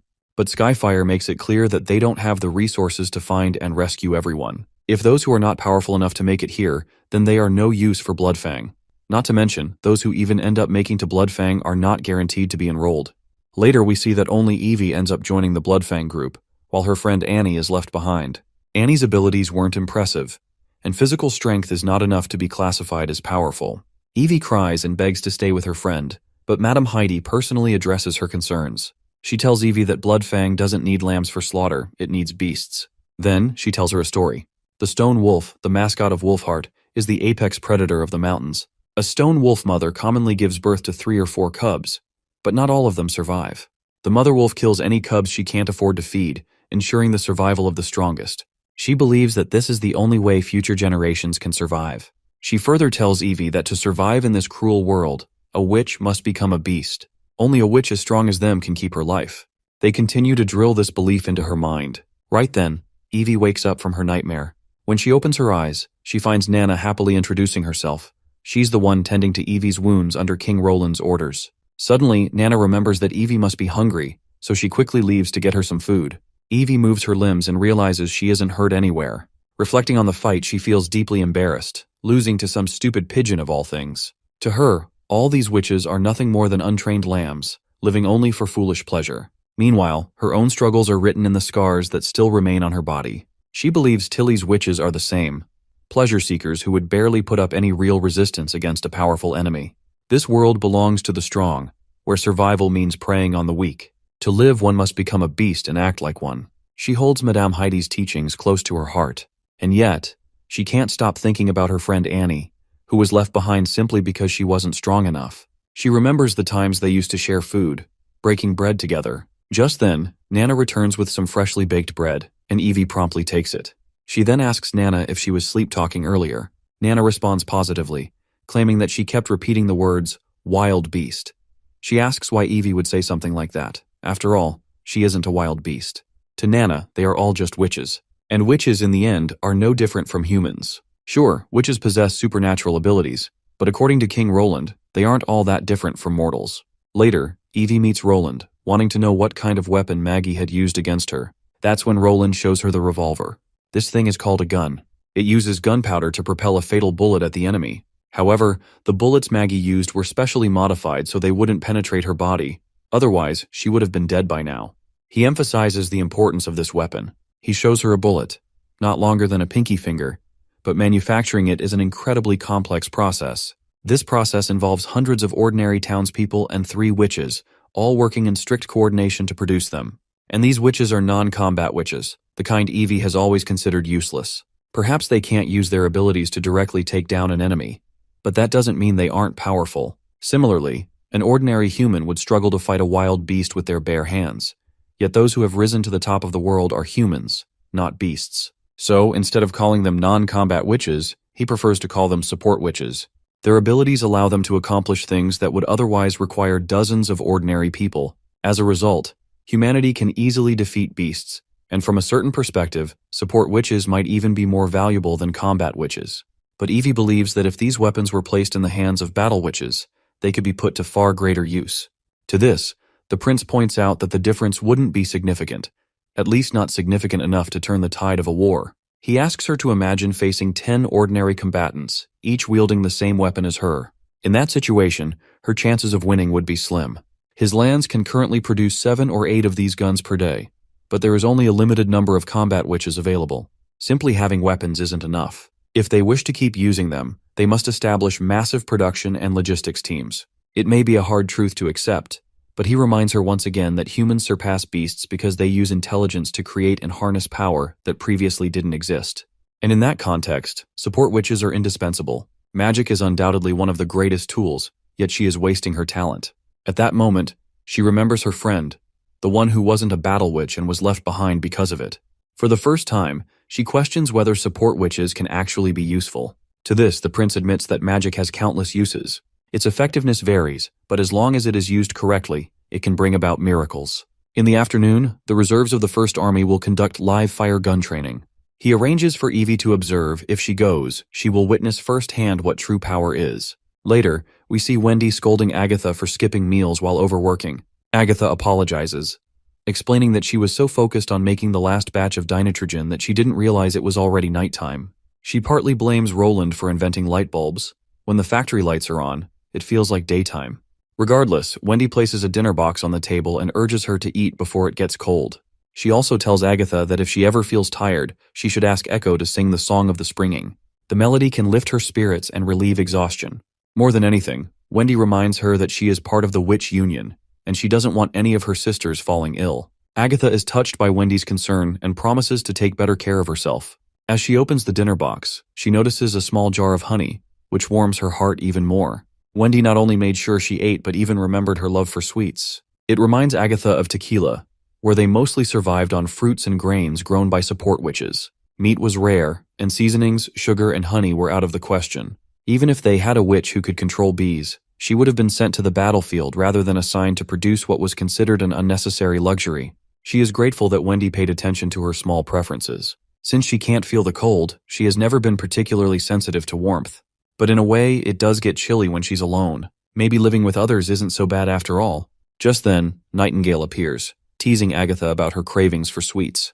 But she's also here to deliver a message. Roland wants to see her. Agatha already knows what this is about. He probably wants to lecture her about work-life balance and convince her to go home earlier. Since she already knows what he's going to say, she tells Nightingale to inform him that she doesn't want to waste his precious time. She promises to keep his concerns in mind. However, Nightingale reveals that this isn't the only reason. Roland also wants to discuss launching an attack on the devils. That gets Agatha's attention. She opposes the idea. Killing a few thousand devils won't make them throw down their weapons and flee. The war won't end that easily, and if they act too soon, the kingdom could be in ruins before they even establish what they have envisioned. But the prince clarifies her misunderstanding. He doesn't intend to destroy the devil's camp. He wants to capture some of them alive.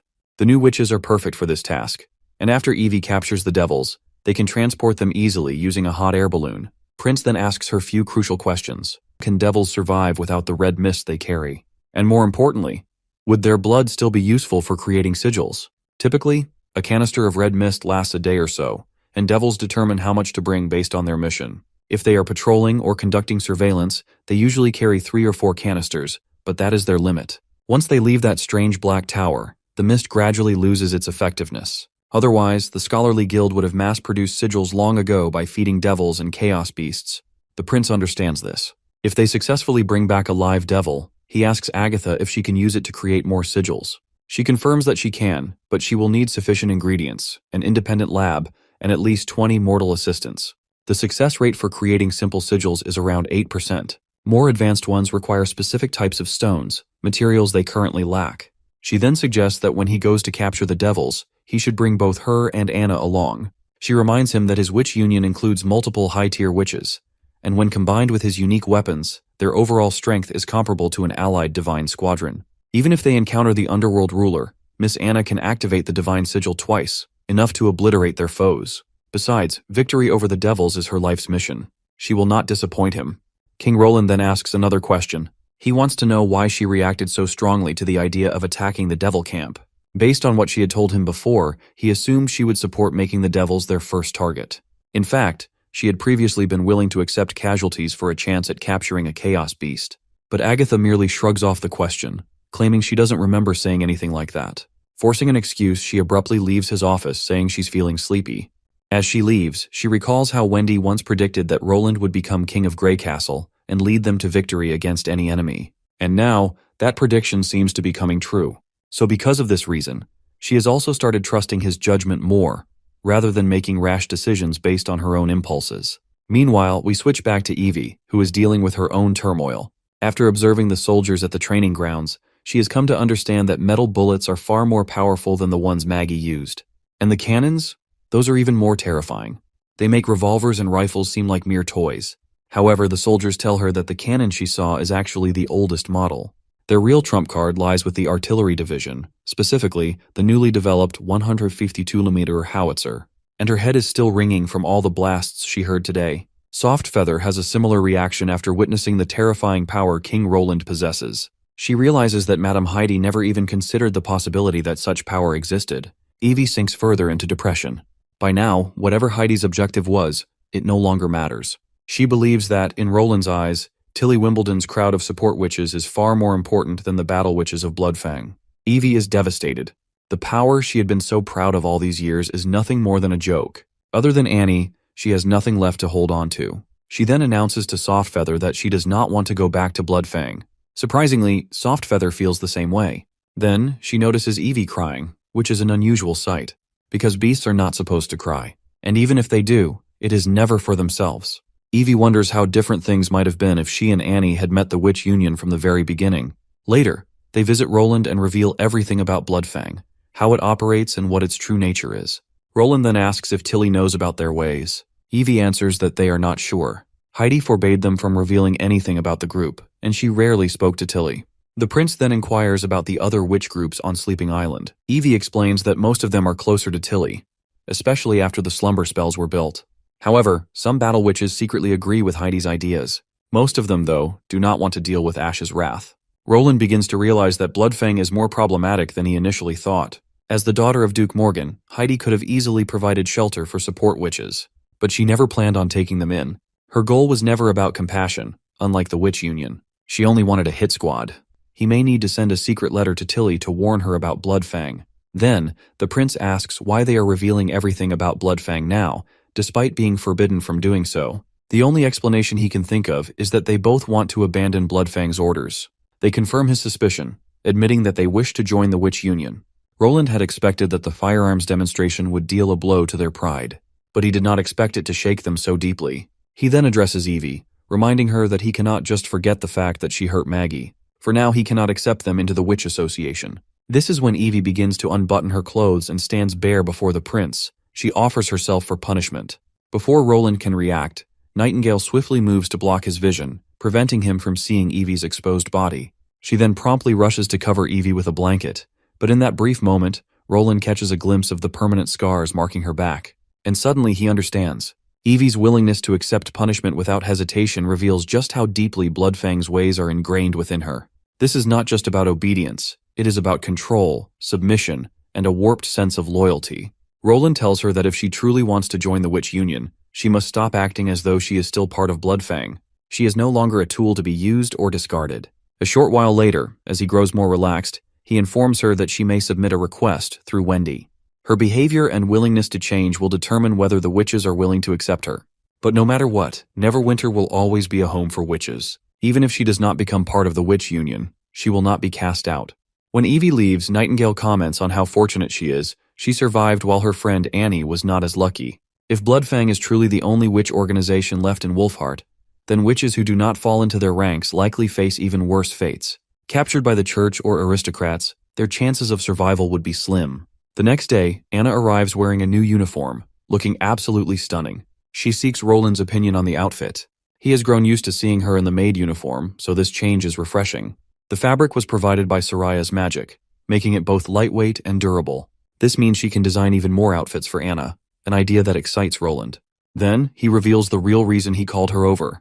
He wants to develop a new energy source, an alternative to the steam engine. He presents her with blueprints for a new machine. It is similar to a steam engine, but instead of rotating rods, its mechanism uses paddles. A paddle steamer. It still relies on pressurized steam, but the efficiency is significantly improved. As for Anna's role in its construction, just like with the battleships, Progress will depend on the first working prototype. There is no rush, though, since Wendy mentioned that they are preparing to capture some devils.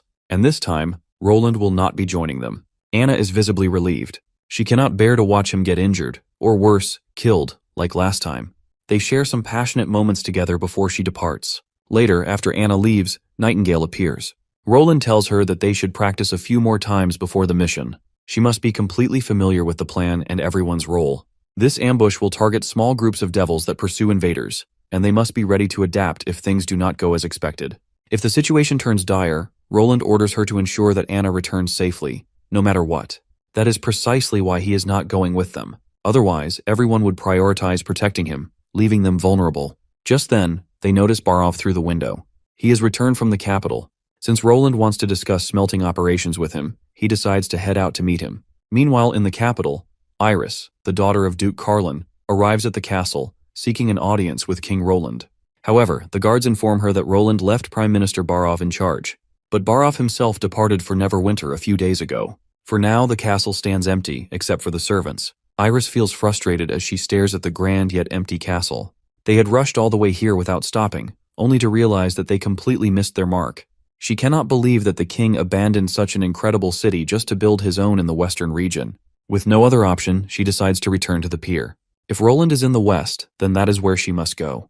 She is adamant about meeting him. However, her brother reminds her that there is no need to rush. They can take their time. Reluctantly, Iris agrees. She decides to find an inn for the night and leave in the morning. As for the heads and the rest of their luggage, she insists on leaving them on the boat. The last thing she wants is to smell them any longer. The next morning, when the siblings return to their boat, they are met with an unexpected sight. The ship has been burned down. Iris immediately seeks out a dock worker, demanding to know why their ship was set ablaze. The worker promptly explains the situation. Some fool left corpses on board, and the smell attracted burglars. He reminds them that people in this city are extremely sensitive about dead bodies. After all, it was corpses planted by the church that caused the terrible plague just a year ago. Fire, he says, is the safest and most effective way to eliminate the threat. To make matters worse, the captain of the ship has been arrested for questioning. Hearing this string of bad news, Iris's frustration grows.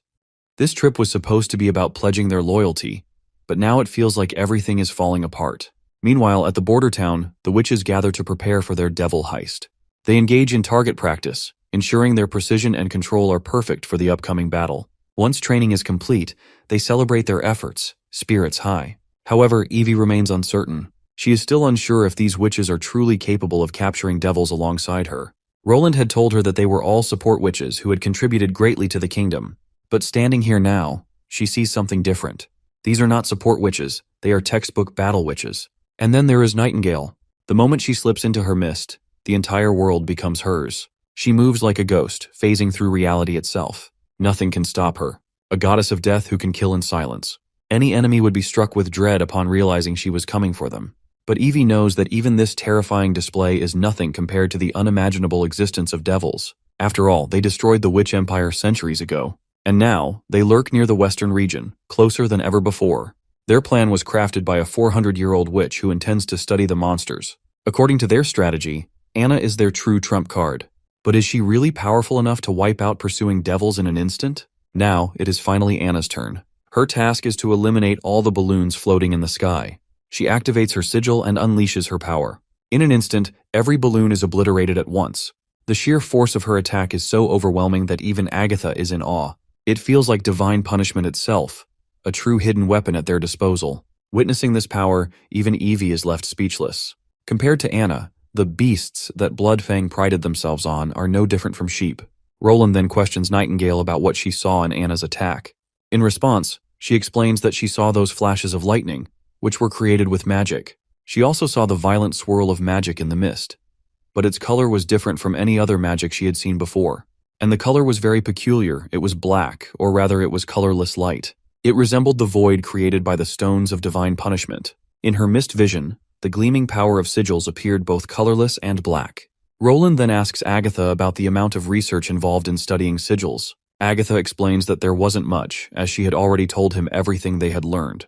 After all, only the top witches could activate sigils, and their powers couldn't be wasted on testing.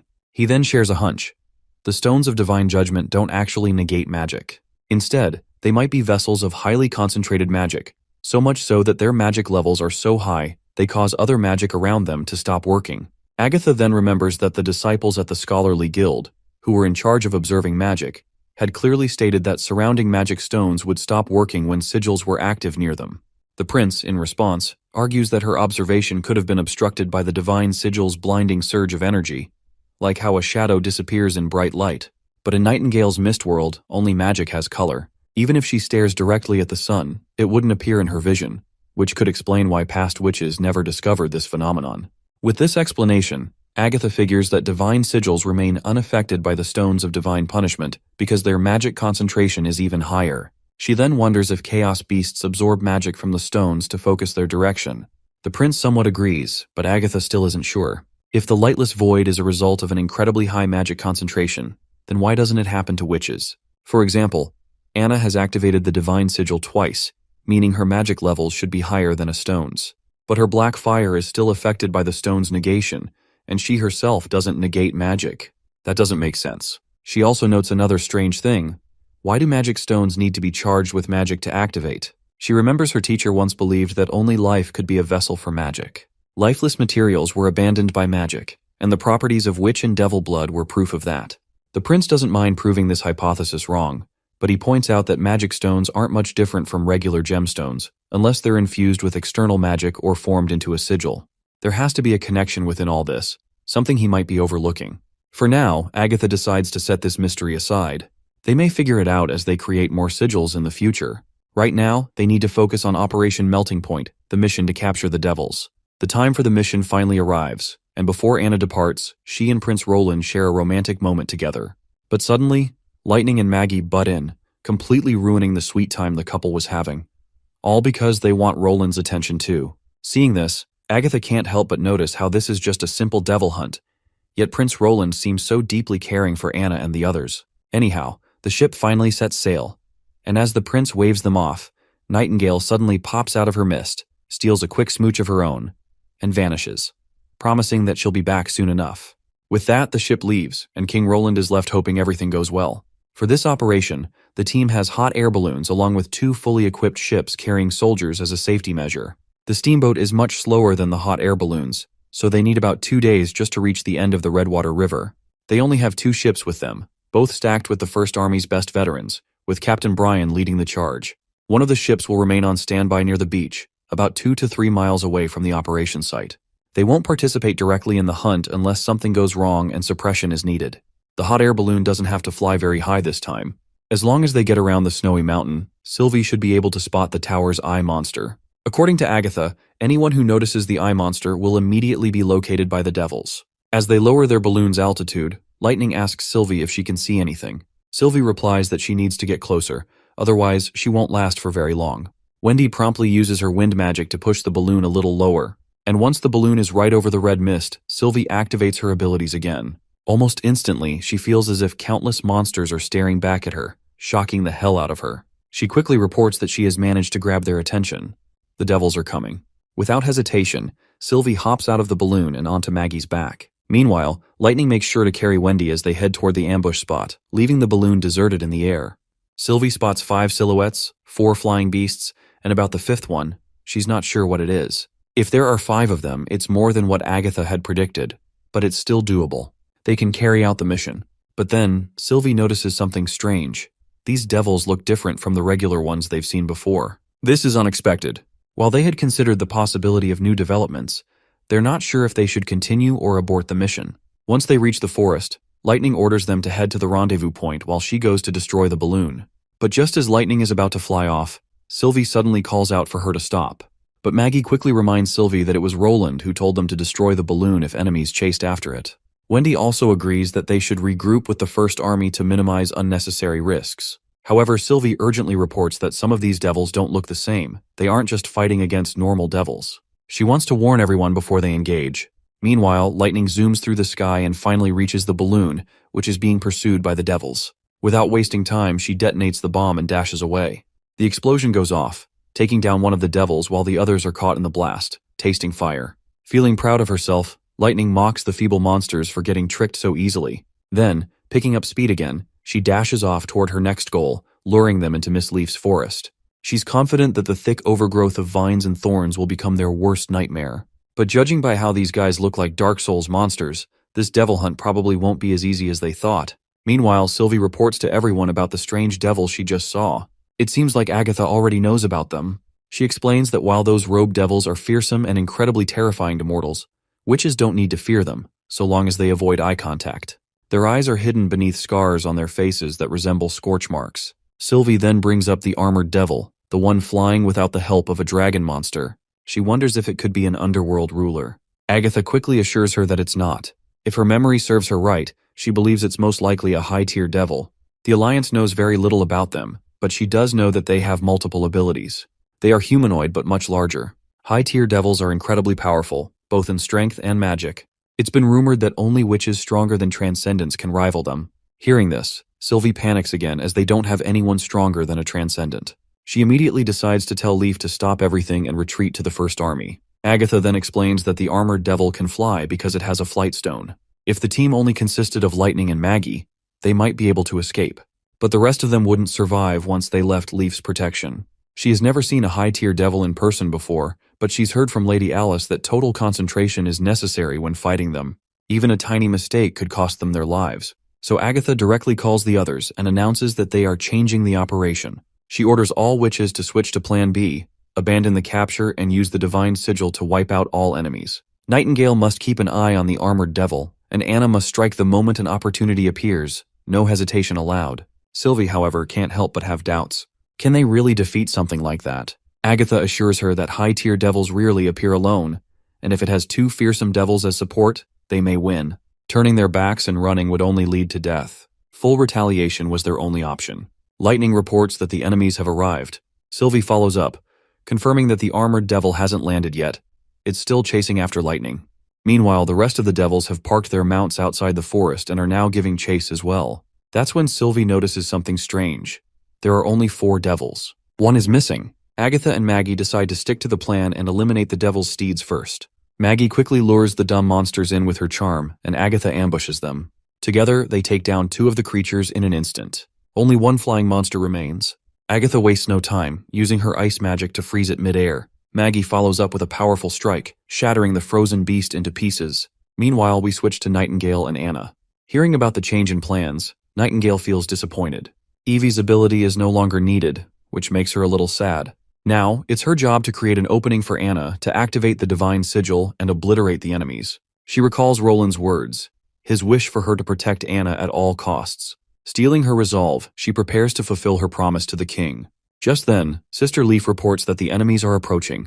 Nightingale springs into action. Following the movement, she spots the monsters. Among them is one normal devil, but 2 others look different. She senses a stronger magic presence in them. Maybe these are the high-tier devils Agatha warned them about. But the strongest one, the real threat, isn't among them. She looks up. Sure enough, that bastard is in the sky, watching everything from above. Well, she'll deal with that later. First, they need to take down the fearsome devils on the ground. These are the ones that terrorize their victims through sheer presence alone. With precise aim, she takes down one of them. Sister Leaf doesn't hesitate and eliminates the second. Then, working together, Anna and Nightingale finish off the remaining devils. Now only the high-tier devil remains. Lightning suddenly yells for them to watch out. The monster has just thrown a giant black sword straight at them. Nightingale immediately activates her mist magic to evade, but it doesn't work. Her magic is nullified in an instant. This confirms it, the high-tier devil has the ability to disrupt magic. Before they can react, he throws another sword. Anna steps forward.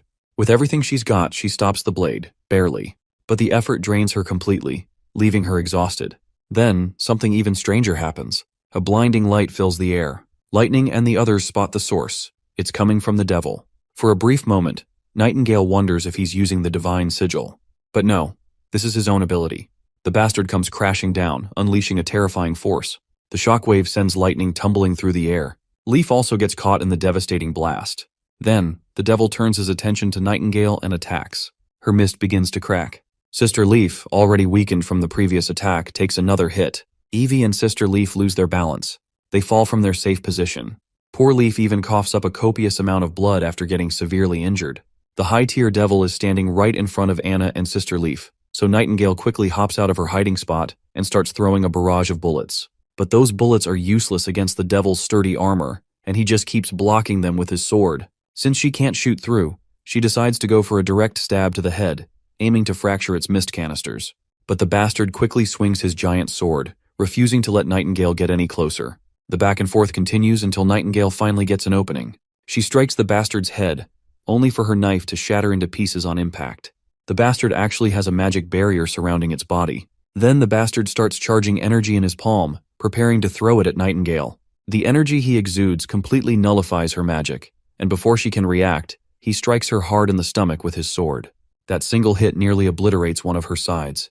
The bastard raises his sword in the air, ready to finish her off, but before he can, Evie uses her magic and completely traps him.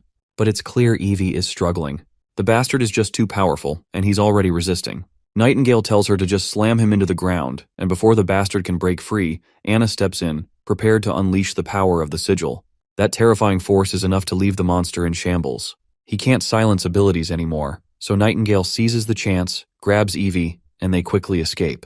Meanwhile, Anna gives it everything she's got, unleashing her full power against the bastard. Eventually, she's completely exhausted. The worst part is that even though the devil is brutally wounded, he's still standing. He just tanked the sigil's attack and braved through it. Nightingale starts feeling the toll of the battle. Anna is out of commission, Leaf is drained, and Lightning is nowhere to be seen. That's when Evie steps forward, dagger in hand, ready to fight the monster. Her powers are almost depleted, but she's still a combat witch. Just then, Agatha and Maggie arrive. Maggie swoops in, crashing right onto the bastard. But the damn thing just nullifies Maggie's magic and tosses her away like a rag doll. Seeing this, Agatha realizes it's a magic slayer. She then quickly uses her ice magic, freezing the bastard's feet and rendering him immobile. Nightingale and Maggie quickly pull out their revolvers and start firing. But once again, the monster counters with another magic attack, sending Agatha staggering. He finally breaks free from the ice that was restraining him. But before he can do anything else, Sister Leaf steps up. She uses the sigil herself and launches a devastating attack that completely stuns the monster.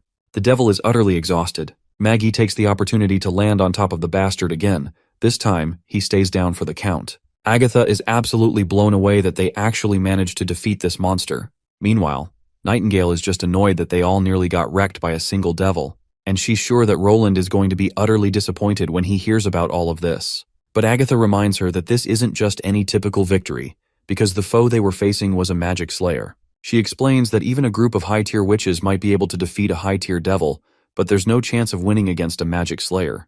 These enemies possess many abilities, but they are different from witches since their powers are not awakened. Someone once witnessed the same high-tier devil attacking Tequila over the course of many years. Over time, it gained 2 new types of magic, and its power increased so much that it could produce the same effect as the Stones of Divine Judgment. That magic nullifying ability is technically termed disrupting, and it has a chance of breaking through the stones, protections, and any magical attack against it will be weakened.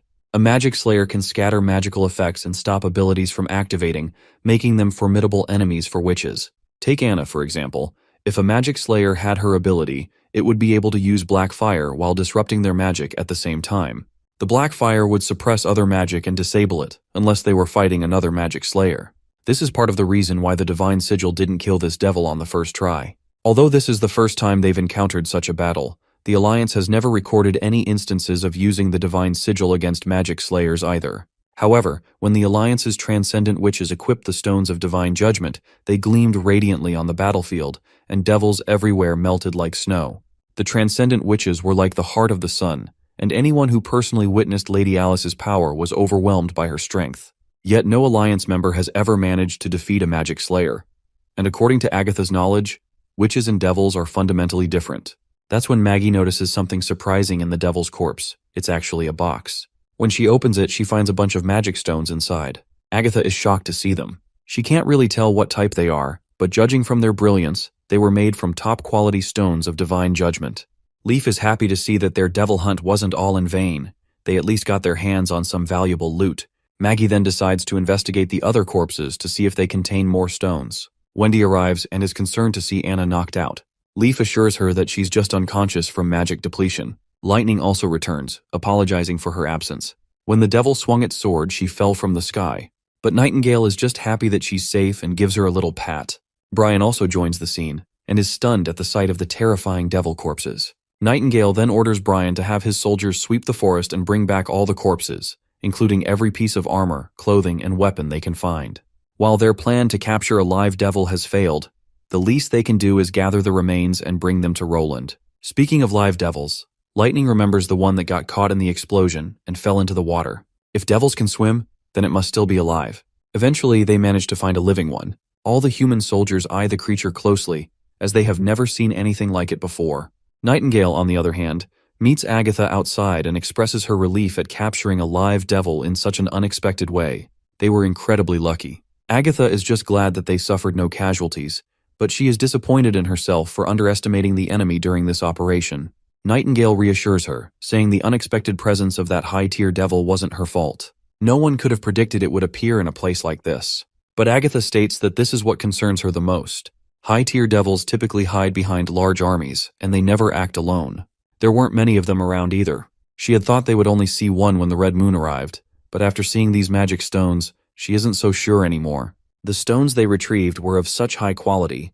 The Alliance has killed thousands of fearsome devils, and if magic stones were so easy to obtain, the Scholarly Guild wouldn't have such trouble finding chaos beasts to cultivate stones. So why did these devils they just hunted carry so many high-quality stones?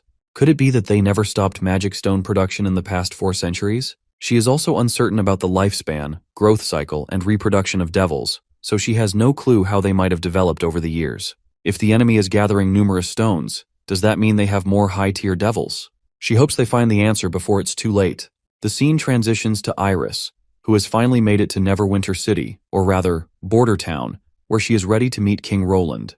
After seeing how massive the city is and how bustling the streets are, she can't help but marvel at how Roland united the western region into one city. The growth in population and commerce has even surpassed the former capital. She vividly recalls how the fourth prince was notorious for his scandals and neglect of studies. She then instructs her brother Carl to send a message to Roland announcing their arrival. She specifically tells him not to mention her as his sister. He will be representing and handling the meeting. Soon enough, Roland receives Carl's message and learns that the northern region has surrendered.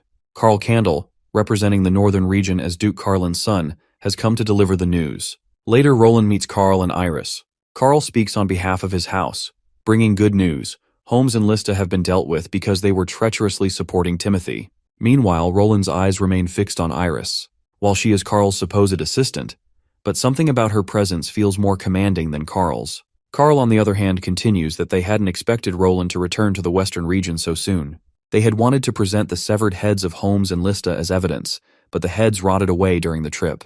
Roland is surprised that Duke Carlin killed the 2 dukes outright. This makes him believe that Carlin's loyalty is stronger than he initially thought. If Carlin is sending the heads of 2 dukes as a pledge, it must mean he is struggling to gain the support of northern aristocrats again. At the very least, the possibility of rebellion in the northern region has greatly diminished, so Roland is somewhat relieved to hear this. Baroff then fills Roland in that the Stallion Holmes and Snowfox Lista families are founding families of the northern region, even more famous than the 5 great families of the western region. However, the Candle family is not well known, and if he remembers correctly, they only appeared within the past 50 years. To think that Timothy would choose Carlin Candle as the northern region's ruler is shocking. Even if it was to keep the 2 powerful families in check, it must have been difficult for Carlin, and the other families likely weren't happy about it either. That means it's unlikely Carl is lying. This concerns the pride of aristocrats. Baroff is certain that if Roland accepts their loyalty, even if they are lying, the northern region will fight among themselves first. Roland finally comes to terms. First, he expresses his thanks to Duke Carlin.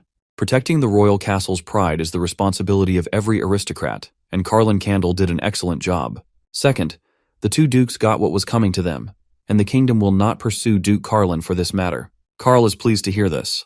The Candle family is more than ready to seize this opportunity to serve King Roland. Roland reminds them that Duke Carlin will have to abide by Grey Castle's new laws, which Carl is unaware of, so the king begins to elaborate. The new order dictates the dissolution of all aristocratic positions, and the class system will cease to exist. In other words, Grey Castle will have only one ruler, the king. Before Carl can panic, Roland reassures him that aristocrats will remain aristocrats. Their privileged lives will not be disrupted, and they will even have opportunities to reach new heights. These laws have already been enacted in Longsong Fortress, and the book that Baroff hands them contains a detailed record of these changes. The book also includes real-life stories and examples to make the information more comprehensible. While it may seem that the aristocrats are losing privileges, in reality, they are being freed from the limitations of their territories. Instead of being confined to their lands, they will have the opportunity to operate across the entire kingdom, or even the whole continent. Roland assures them that everything will be fine and that they can relay this to Duke Carlin later. In the meantime, they are welcome to stay in Neverwinter City and enjoy its unique scenery. Roland is confident that Carl will grow to like this place. Carl, caught off guard by this out-of-syllabus contents, for which he was not prepared to respond. So he glances at his sister, silently seeking support. Eventually, his sister discreetly pats his back, offering him some reassurance. Gathering himself, Carl expresses interest in seeing the various inventions that King Roland has developed so far. After this exhausting meeting, Roland reflects on the situation. He recognizes Duke Carlin's intelligence in sending his own son as a messenger. Not wanting to waste this opportunity, Roland resolves to make the most of it. Suddenly, he notices Lightning and Maggie outside the castle window, signaling their return from an expedition. As usual, they eagerly jump toward Roland upon seeing him. Not long after, he is reunited with Anna, and the two share a passionate embrace. Meanwhile, Nightingale sighs from a distance, reminding Roland that it's unsafe for him to be out here. Roland dismisses her concerns with a reassuring smile and gives her a hug, which causes her to blush. Soon the other witches disembark from the ship, looking forward to their own warm reunions. Agatha and Evie observe from the sidelines, smiling at the scene. Later, Roland listens to the full report on the devil hunt. Agatha explains that out of the 5 devils they encountered, the magic slayer was melted by the divine sigil, and another was shredded by Anna. One of the devils had used 2 out of the 3 canisters of red mist it carried.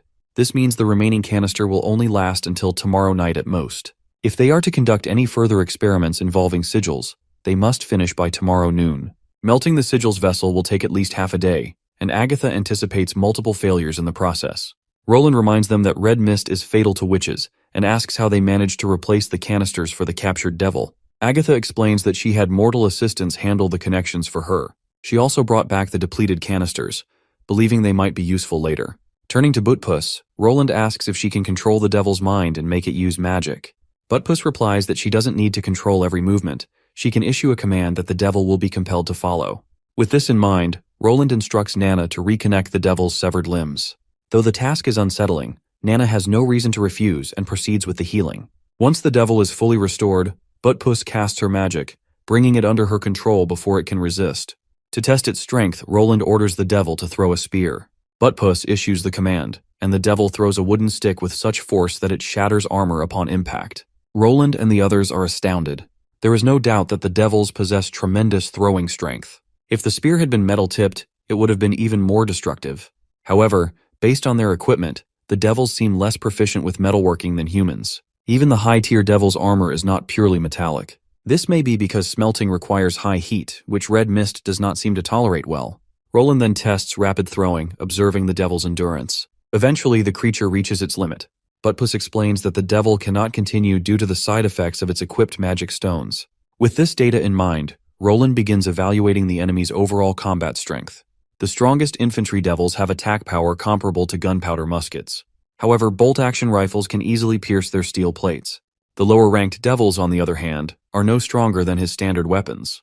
This means that when humanity and the devils eventually clash, Roland's army will hold the advantage. Agatha then elaborates that, back then, the population of mortals in the fertile lands was hundreds of times more than Grey Castles, and it was the same with witches. If everyone had a rifle back then, she's sure that defeating the devils wouldn't have been a problem. Roland then decides to halt their experiments for now, planning to conduct the durability test tomorrow.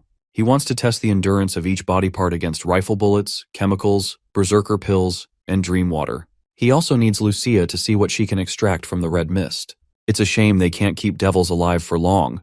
Otherwise, with Nana's healing abilities, they would only need a small number of devils to gather enough data. Agatha also needs 2 witches to assist her in making sigils. She requests that the materials be prepared beforehand since, once the devils die, their blood won't last very long.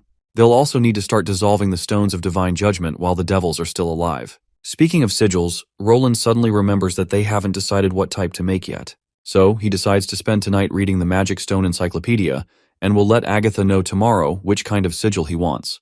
We then switch back to Iris, where her brother has just come out of the shower and insists she take a bath while the water is still hot. She asks him how the water system works here. Carl explains that he's heard the water in the pipes flows from that big metal tower, though he still doesn't know how they even managed to raise the water that high. Iris is totally out of the loop on how everything operates here. She looks outside and notices how all the building windows are glowing with light. There's a common saying among merchants that man-made light after dark represents wealth. She had thought that brightness at night could only be seen in pubs and theaters, but now she understands what it truly means. Under the lights, every factory in the city is producing all kinds of goods, what they call industrial products. She also can't forget the steam engine she had seen. A rough lump of metal is smoothed by spinning wheels and shaped by rotating drills, turning into shining mechanical parts among mounds of grease and scraps. It's an entirely new kind of beauty. The steam engine is a beauty far beyond the brilliance of a gemstone or an intricate dress. She is desperate to figure out how in the hell Roland Wimbledon acquired all of this alien knowledge. She then leans back and questions her brother about the new law Roland has created. She wants his take on it. Carl isn't sure how to respond, but he plans to write a letter to their father tomorrow about it. Still, he fears their father might not accept the terms. He read the booklet His Majesty Roland gave him, and even if he disregards whether the examples in it are legitimate or not, he argues that the highest-ranking example mentioned was merely the son of a lord. Yet, under the new laws, that man has become something like a duke without a territory. And that man we are talking about is Ambassador Petrov. If Karl is being honest, he would probably do the same as His Majesty Roland if he were in his shoes. But he worries because their father is the legitimate ruler of the entire northern region. He is the Duke of Evernight City, holding far more power than the honeysuckle heir. If he agrees to Roland's demands, he would essentially be giving up his territory. Instead of a promotion, it feels more like a steep demotion. Well, his sister kind of agrees with his judgment, but she reminds him of one crucial thing her brother didn't take into account: the question of whether they can maintain their power. She points out that the only reason they distribute land to their knights and personnel is to preserve their loyalty to the Candle family and attract newcomers to pledge their service. And if their father had owned the entire northern region outright, the knights would have left long ago. Without property, the knights would look elsewhere, and the lower lords would do the same. In the end, the entire northern region would belong solely to the Candle family. Carl knows all this too well, and this is the same reason he isn't sure if having all of the cities belong to just one family is even feasible. In his view, the northern region is massive, and their family simply can't handle governing it alone. Not to mention, collecting taxes and harvests is already annoying enough. They can't expect the peasants to just pay up on their own. But his sister reminds him that they've been expanding their vassals precisely to protect their land. They've been following this approach because their military and governing abilities are limited. And that's exactly why Roland wants to establish a unified system. With how fast everything is changing, no army can gather the strength to defeat Roland, and no one on the entire continent can oppose him. But Carl reminds her that Roland also believes a strong, centralized government can manage an entire continent.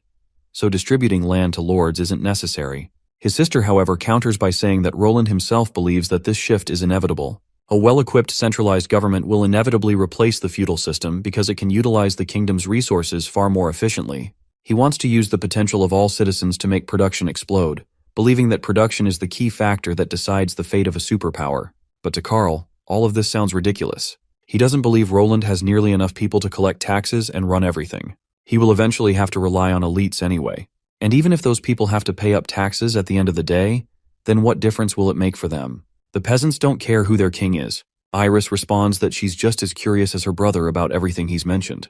But she's certain that anyone capable of writing a booklet like that is definitely prepared to make it a reality. She plans to visit Roland again, but this time, she'll be the one leading the conversation. Carl, however, is frustrated to hear this. He's convinced that their father will never accept these terms. The next day arrives, and we see His Majesty Roland reviewing all the records from the experiments they ran on the devils. While firearms and swords can be fatal to devils, poison doesn't affect them much. It's likely because their biology is fundamentally different from that of humans. He also tested dream water and berserker pills, but the results were the same. The devil was completely unaffected. The former couldn't tranquilize them, and the latter didn't induce any berserk reaction. Furthermore, once the red mist was dissected, it broke down into various types of gases and liquids. According to Kyle, some of it was flammable and smelled absolutely gut-wrenching, while another part was nitrogen. The rest was still unclear. However, those components weren't necessary for the devil's survival.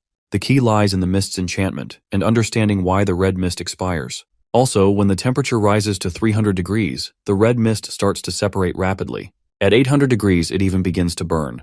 It seems that fire is a decent weapon against devils, on top of traditional firearms. Just then, an officer reports to Roland that the Northern Region's ambassador wishes to see him.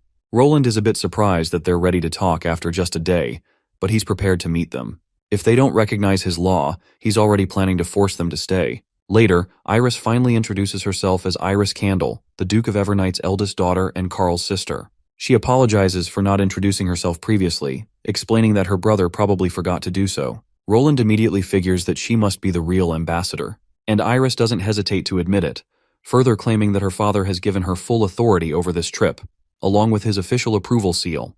The prince is quite intrigued to finally meet her. In this age, it's incredibly rare for a woman to be an ambassador, let alone someone so young and attractive. Given her impeccable etiquette, he can tell that this isn't the first time she has met someone of higher authority. He also realizes that she hid her identity to avoid attention during negotiations. It wasn't really deception, more like a playful tactic often used by elites. Since she is here on behalf of her father, the prince finally asks if she has made up her mind. Before giving a direct answer, she first wants to ask a few questions and clarify some things. She recalls that he mentioned how the aristocratic system would be eliminated due to the growth of central power. But without the elite's help, she wants to know how he plans to ensure that the kingdom will still be managed efficiently. Majesty Roland is intrigued by her willingness to debate, and her question is an interesting one. He's more than ready to respond, so he tells her that he will ensure the kingdom is managed efficiently through the power of the people and the development of technology. She then follows up with another question, inquiring if he is talking about normal citizens. He confirms that he is indeed talking about citizens. Essentially, the city hall will hire, train, and equip a governing team. Their qualifications won't be based on wealth or status, because it doesn't matter whether they were aristocrats or not. She then challenges him again. How will he prevent governing officers from neglecting their duties when stationed far from the capital? Once Grey Castle is fully unified, how will commerce be regulated across different regions? And can high production really be a standard to measure the efficiency of legislation? Roland smirks and elaborates on everything. Once he's done explaining, she appreciates his answers. She hadn't expected him to be so thorough. She's also impressed that the rulebook he wrote doesn't lack context either. Once again, Roland finds himself fascinated by how sharp she is. While he isn't the most well-versed in politics, he feels that's the most he can tell her on the subject. She then moves on to another topic. She wants steam engine equipment to be produced in the northern region. But the prince reminds her that he doesn't have enough personnel for that. Most importantly, replicating the technology would be difficult since the process requires the input of witches. After discussing all these matters, she is still curious about one particular thing. She doesn't quite understand why he is rushing to reunite Grey Castle, especially when he could just wait 10 years or so and easily conquer any region. In order to answer her question, Roland invites Iris to follow him. He assures her that she will understand soon enough. Eventually, he takes her to the experimental lab, where the devil lies restrained on a table. He explains to her that the foreign creature before her is a devil. They originate from beyond the northern mountains, and they pose the greatest threat humanity has ever faced. The war between humans and devils isn't about wealth or territory. It's a battle for survival. The losing side will be completely wiped out. This truth has been buried and censored by the church for centuries. In reality, this war stretches back millennia and was once known as the Divine War. Seeing the undeniable evidence before her, Iris is forced to acknowledge his words. Roland suggests continuing the discussion at the guest house. With that, they both leave the lab, leaving Agatha behind to continue her experiments. Not long after, Anna and Nana arrive.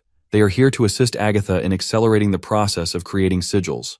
Their goal is to craft 4 listening sigils, 1 screeching sigil, and 1 observing sigil. Agatha recalls how, back in the days of the Scholarly Guild, it would have been considered a complete waste to use high-quality stones of divine judgment from magic slayers to create something as basic as screeching and observing sigils. But with Roland's powerful artillery, combat sigils are no longer as essential as they once were. As Agatha continues her work, Anna asks if the quality of a sigil depends on the ingredients used. Agatha confirms that it does. The primary determining factors are the Stone of Divine Judgment and magic-infused blood.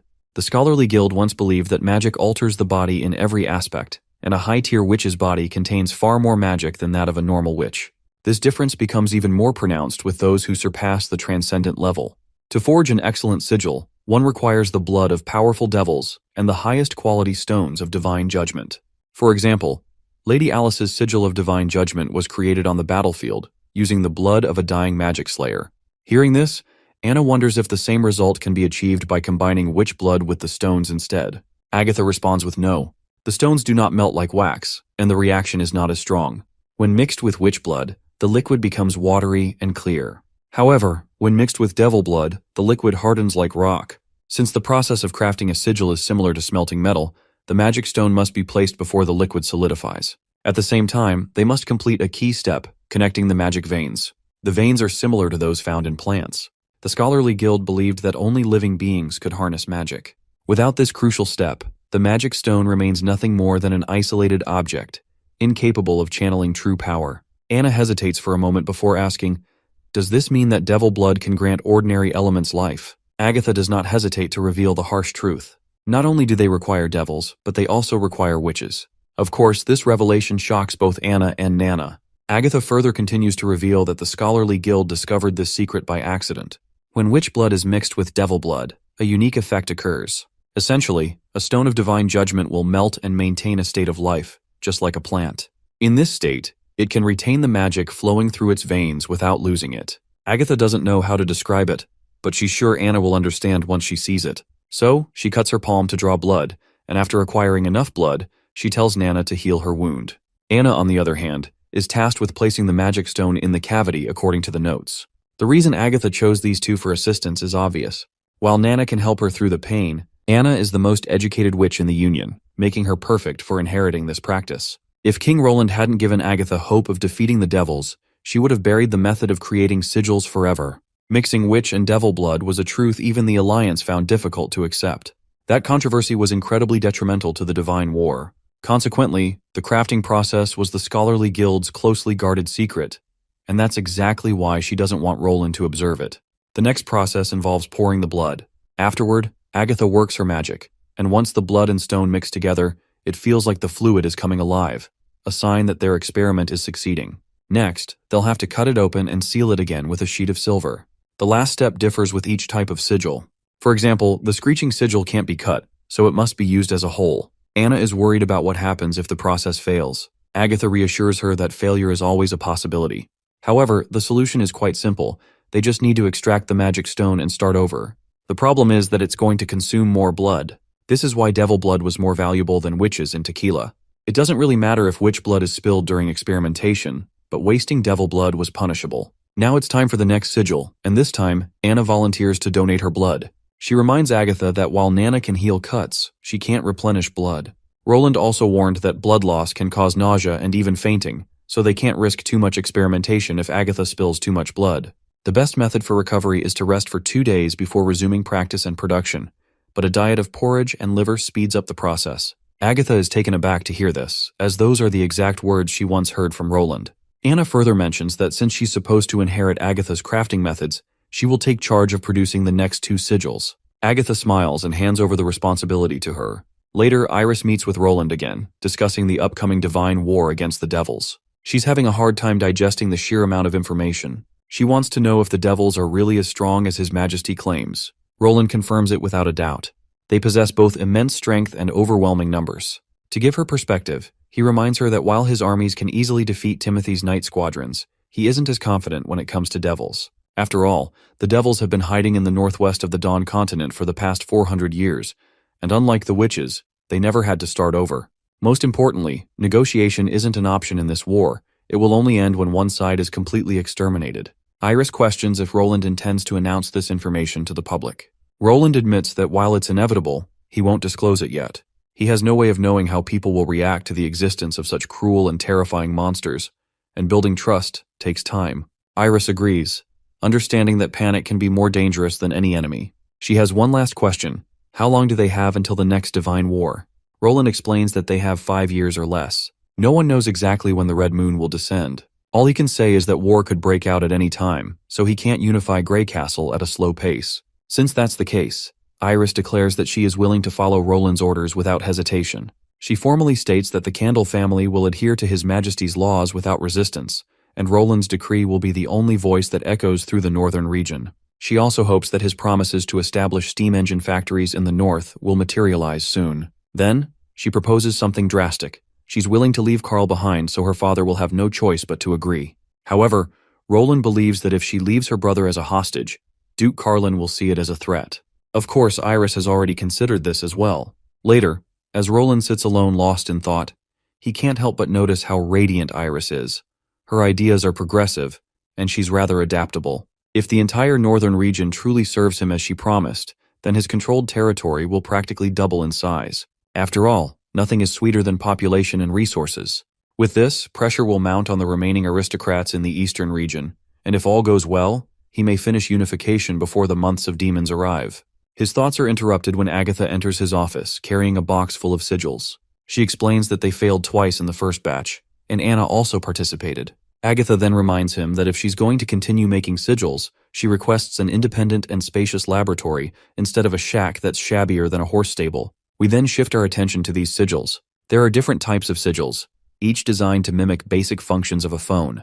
The listening sigil provides long-distance communication. The screeching sigil emits a piercing scream when it detects magic energy, an effective prevention measure against enemy raids. As for the observing sigil, it will assist Thunder in his explorations. Speaking of Thunder, Roland mentions how he wasn't able to join the crew on their voyage, so he couldn't witness the incredible sea line. He's feeling bummed about it. The scene transitions to Thunder and his crew sailing through the sea. The fog is dense around them, so he instructs his crew to roll up the sails and move slowly while keeping their eyes and ears open. They're getting close to their destination. Margaret and Molly are also present on the boat. They are all here on the mission to find another witch, Joan. She's actually a mermaid. Margaret last saw her 10 years ago. Back then, Joan's legs transformed into a fishtail. However, a decade has passed, and Margaret doesn't know what Joan is like now. Camellia, another witch on board, hears Margaret's description and comments that this sounds like a summoning ability.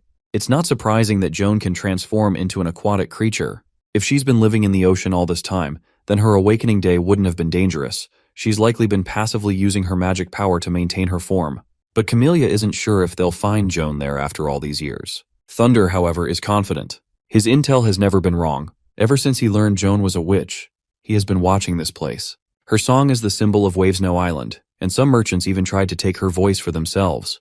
Camellia asks if Thunder ever tried stopping them. He responds that a sailing accident stopped them, and he promises that none of them will ever think of capturing her again. Suddenly, one of the men in the watchtower reports that he hears the song. Thunder immediately silences the crew. As the melodies fill the air, Thunder quickly orders the anchors dropped. He and a group of witches board a rowboat to meet her.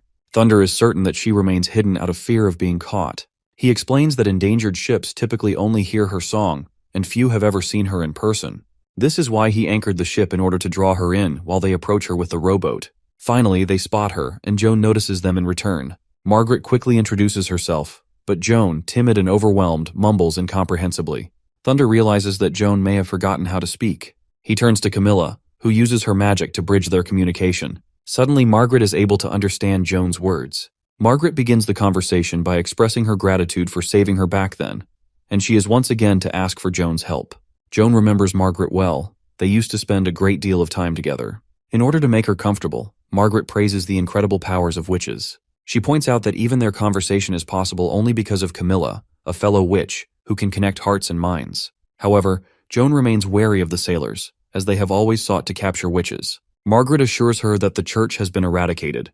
Witches have now settled in the bay, where Slumber Island has become a sanctuary, a town built by witches, for witches. Joan is free to join them. As the conversation continues, Thunder grows more curious about what they are talking about. Suddenly, Joan retreats into the water. Seeing this, Thunder immediately turns to Margaret, in order to question her how the conversation went. Margaret delivers the good news that Joan has agreed to her request. The scene transitions to Dawn Capital, where Yorko rides in a carriage alongside a refined woman. She asks his thoughts on the city. Yorko admits that Dawn Capital is indeed a city of merchants. Even the city ruler supports the free market. If this were Grey Castle, such unrestricted trade would be shut down by patrol guards. Perhaps only the Bay could compare. Miss Denise then reveals an interesting tidbit. The capital's goods fall into two categories: practical items such as glassware, mirrors, perfumes, and high-quality fabrics, and unique or peculiar items, which have no fixed price and are valued based on the buyer's preference. Every weekend, the city's auction house opens, with entrance requirements that vary depending on the items being sold. She offers to take Yorko to the most exclusive auctions if he is interested. However, she mentions that slave trading has taken over the two businesses she just mentioned. Yorko remarks that slave trading is nothing new, but Denise clarifies that this is an expansion of an already existing industry. The easiest businesses are always the most popular. Since the church's invasion of Wolfheart, hundreds of thousands of refugees have fled. If one feeds and shelters them, they can be gathered and sold for profit. Though she personally dislikes the idea of trading people, especially women, Yorko reassures her not to dwell on it if it upsets her. The most profitable ventures often carry great risks. Just take those refugees as an example. If those refugees revolt, the slave traders will have much to fear. The carriage driver announces their arrival at the royal district. Yorko parts ways with Denise, relieved to be free of her company. She is a married woman, and if her husband had seen them together, Yorko fears the consequences. His assigned guard, Fox, approaches, inquiring about his conversation with the lady inside the carriage. Yorko brushes him off, claiming they only discussed business. Fox was personally assigned to Yorko by Roland, and it is clear that Yorko does not like him in the least. Regardless, Fox inquires what is the next step. Yorko declares that he will raise the Grey Castle flag and announce to the entire kingdom that the Grey Castle ambassador has arrived. Later, Yorko finds himself at a lavish banquet, one of the grandest he has ever attended. He notices several young ladies who seem ready to entertain. It is then that Prince Apan Moya, the first Prince of Dawn, arrives. He greets Yorko and shares good news. He has passed on Roland Wimbledon's letters and documents to his father. Yorko returns the greeting, offering his condolences for the king's illness. It is unfortunate that the king cannot meet him personally. About half a month ago, the king collapsed suddenly at a banquet. Since then, he has remained unconscious, waking for only 3 hours a day. Once pleasantries and formalities are exchanged, the prince moves to leave, but Yorko stops him. He wishes to discuss the alliance between Dawn and Grey Castle. Prince Apan acknowledges the matter, but states that he will wait for his father's recovery before handling administrative decisions. With that, Yorko resumes enjoying the banquet. There he encounters Miss Denise once again. Meanwhile, Prince Apan speaks privately with Otto, his close associate. If you don't recall, Otto is the same guy who was friends with Andrea. Otto does not understand why Apan is delaying the alliance treaty, especially since the king himself supports it. The church remains a serious threat. They cannot afford to sit idly by. Apan reminds Otto that they were originally meant to align with Timothy, not Roland. Otto argues that they should support the rightful king of Grey Castle. The ambassador's message confirms Roland's legitimacy. However, the prince silences him, assuring Otto that he will handle the matter and warning him not to interfere. Otto, unwilling to let the issue drop, insists that they must take action against the church. His persistence earns him a cold glare from the prince. Fear grips Otto. He quickly swallows his argument and promises to hold his tongue. In a chilling tone, Apan asks if they are still friends. Otto replies that they are. Not only him, but Belinda and Oro are also part of their friendship circle. Apan follows up with a heavy question. If something were to happen to the king, would Otto support him as the next ruler? Trapped by the weight of their friendship, Otto has no choice but to agree. Once alone, Otto feels deeply unsettled by the changes in Apan. When the king fell ill, Apan seemed devastated. However, he has recently regained his composure, but he is different now. Otto knows the prince well. Apan was never the type to seek power at any cost. He decides to seek out help from his friends, hoping they can uncover the truth behind Apan's transformation. Meeting Oro, who is training with his sword, Otto directly states his concern. Oro, however, is uninterested. Apan is the prince, the future king basically, and Oro is sure that he will never remain their friend forever. Besides, Apan is a grown man now. If he is throwing a tantrum, Oro sees no reason to entertain it. Otto reminds him of their long-standing friendship, but Oro snaps. Ever since Andrea's supposed death, their friendship was broken beyond repair. That is when Otto reveals the truth that Andrea is alive. Shocked, Oro demands immediate answers. Otto explains that he saw her in Border Town, under Roland Wimbledon's protection. She turned out to be a witch, and Roland shelters witches in Grey Castle. Her death was a ruse orchestrated by her father to protect her. Now more than ever, Otto believes they must pull Apan back. Dawn must ally with Roland to defeat the church. If they do not, and the church attacks alone, they may never see Andrea again. Realizing the gravity of the situation, Oro finally understands. The two friends clasp hands, ready to do whatever it takes in order to preserve their long-shared friendship. Later we meet Yorko, who finally makes it to his room, only to get spooked by Fox. Yorko demands to know what emergency made Fox sneak into his room just to scare the hell out of him. Fox reveals that Wolfheart refugees are pouring into Dawn, and it's a great opportunity to recruit people. He suggests that Yorko treat it as a business deal, focusing on buying craftsmen, those who are literate, and those with special skills. The money he spends will be reimbursed by Roland. What's more, for every person they recruit, His Majesty Roland will pay 5 silvers. But Yorko makes it clear that he has no head for business. When he chatted with Denise, it was only to get her to talk. He has no interest in running around and buying people. Besides, the slave trade mainly happens on the border between the two countries, and since he's supposed to be an ambassador, how is he supposed to explain going there? Fox reminds him that this is His Majesty's plan. Yorko doesn't have to leave Radiant City. Some slaves will inevitably be brought here to be sold. The price might be a little higher, but they can afford it, and the initial filtering will already be done. As for not having a head for business, Fox suggests he ask Miss Denise for help. She's a well-known noble merchant, and transporting refugees to Grey Castle wouldn't be difficult for her. Establishing a transport route would benefit them in the long run, and if they ever run into danger, they could just disguise themselves as small-time traders and retreat safely. Yorko is genuinely amazed at how much Fox seems to know about these affairs. Fox bluntly tells the pleasure seeker that while he was out mingling, Fox was out gathering information on the streets. By now, Yorko is forced to admit that while Fox is a capable knight, he's just as much a capable businessman. But the man makes it clear that he is neither a knight nor a businessman. However, he is willing to protect Yorko if the need arises. After all, Yorko's safety is something His Majesty Roland entrusted him with. As for his own identity, he's nothing more than a simple circus worker. The scene shifts to Neverwinter City, where poor Barov is drowning in a flood of requests from different departments, completely overwhelmed.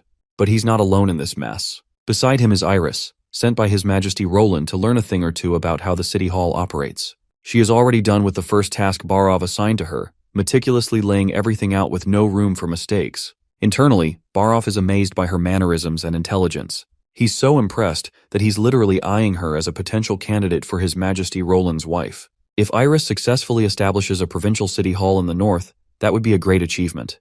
But if things keep progressing in the right direction and she excels in her role, Barov fears she might eventually replace him. To avoid this fate, he decides to teach her that city hall work isn't so easy to grasp. King Roland needs a minister who can see the bigger picture. So, he bombards her with an extremely complex problem and asks for her solution. In his mind, controlling the big picture requires experience in administration and a deep understanding of the city's unique traits. No amount of talent or prior experience could allow her to know this city like the back of her hand. But to his shock, she comes up with a solution that completely blows his mind.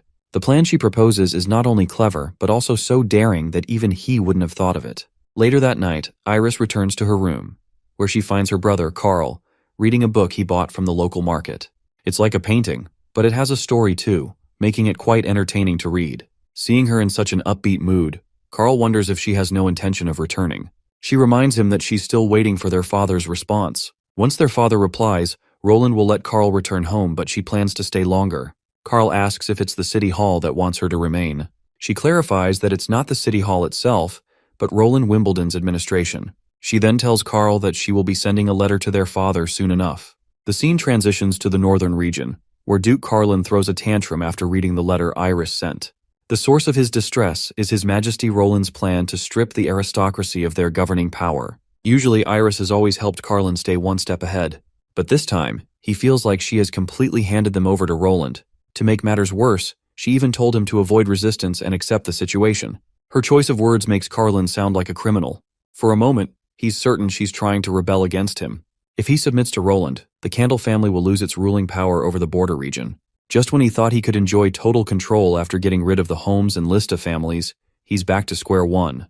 At the same time, he dreads the consequences of refusing to submit to Roland. Iris had made it clear in her letter that if their father refused to submit, both she and Carl would be doomed. Roland would imprison them forever, just like the heir of Duke Ryan. She could already imagine countless ways he could humiliate her, and once he was done with her, he'd throw her into the dungeons or the military barracks, destroying the so-called Northern Pearl forever.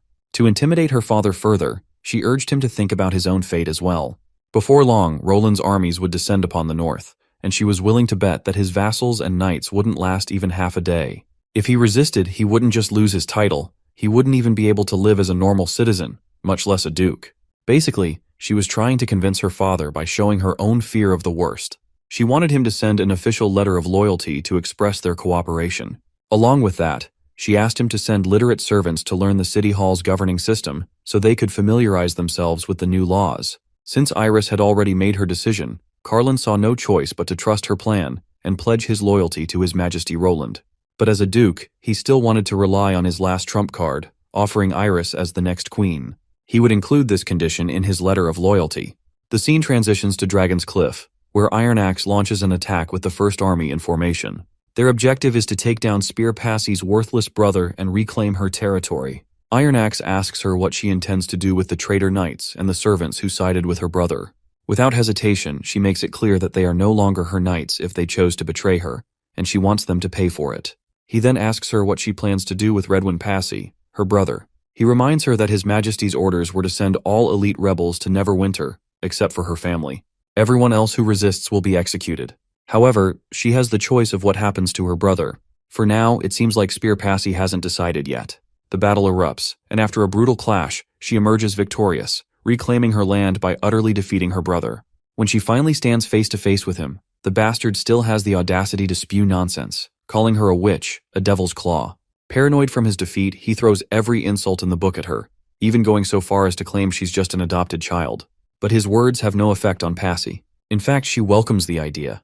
If she were adopted, that would be even better. She has no desire to be associated with a scum brother like him. She turns on her heel to leave, but not before ordering the knights to take Redwind Passy to Neverwinter City. Since he's lost, he is just a lost cause. He's better suited for hard labor in the mines.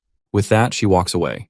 As she moves through the corridor, she takes in the ruins of her town and silently wishes for Dragon's Cliff to prosper under Roland's rule. The scene shifts to Neverwinter, where the skies rumble with thunder, a clear sign that summer is here. The weather seems unforgiving. Roland is relieved that it didn't rain 3 days ago. Otherwise, one of his plays, The City of Love, wouldn't have had its outdoor performance. Fortunately, the remodeled plaza was spacious enough, and Echo's ability had taken the performance to the next level.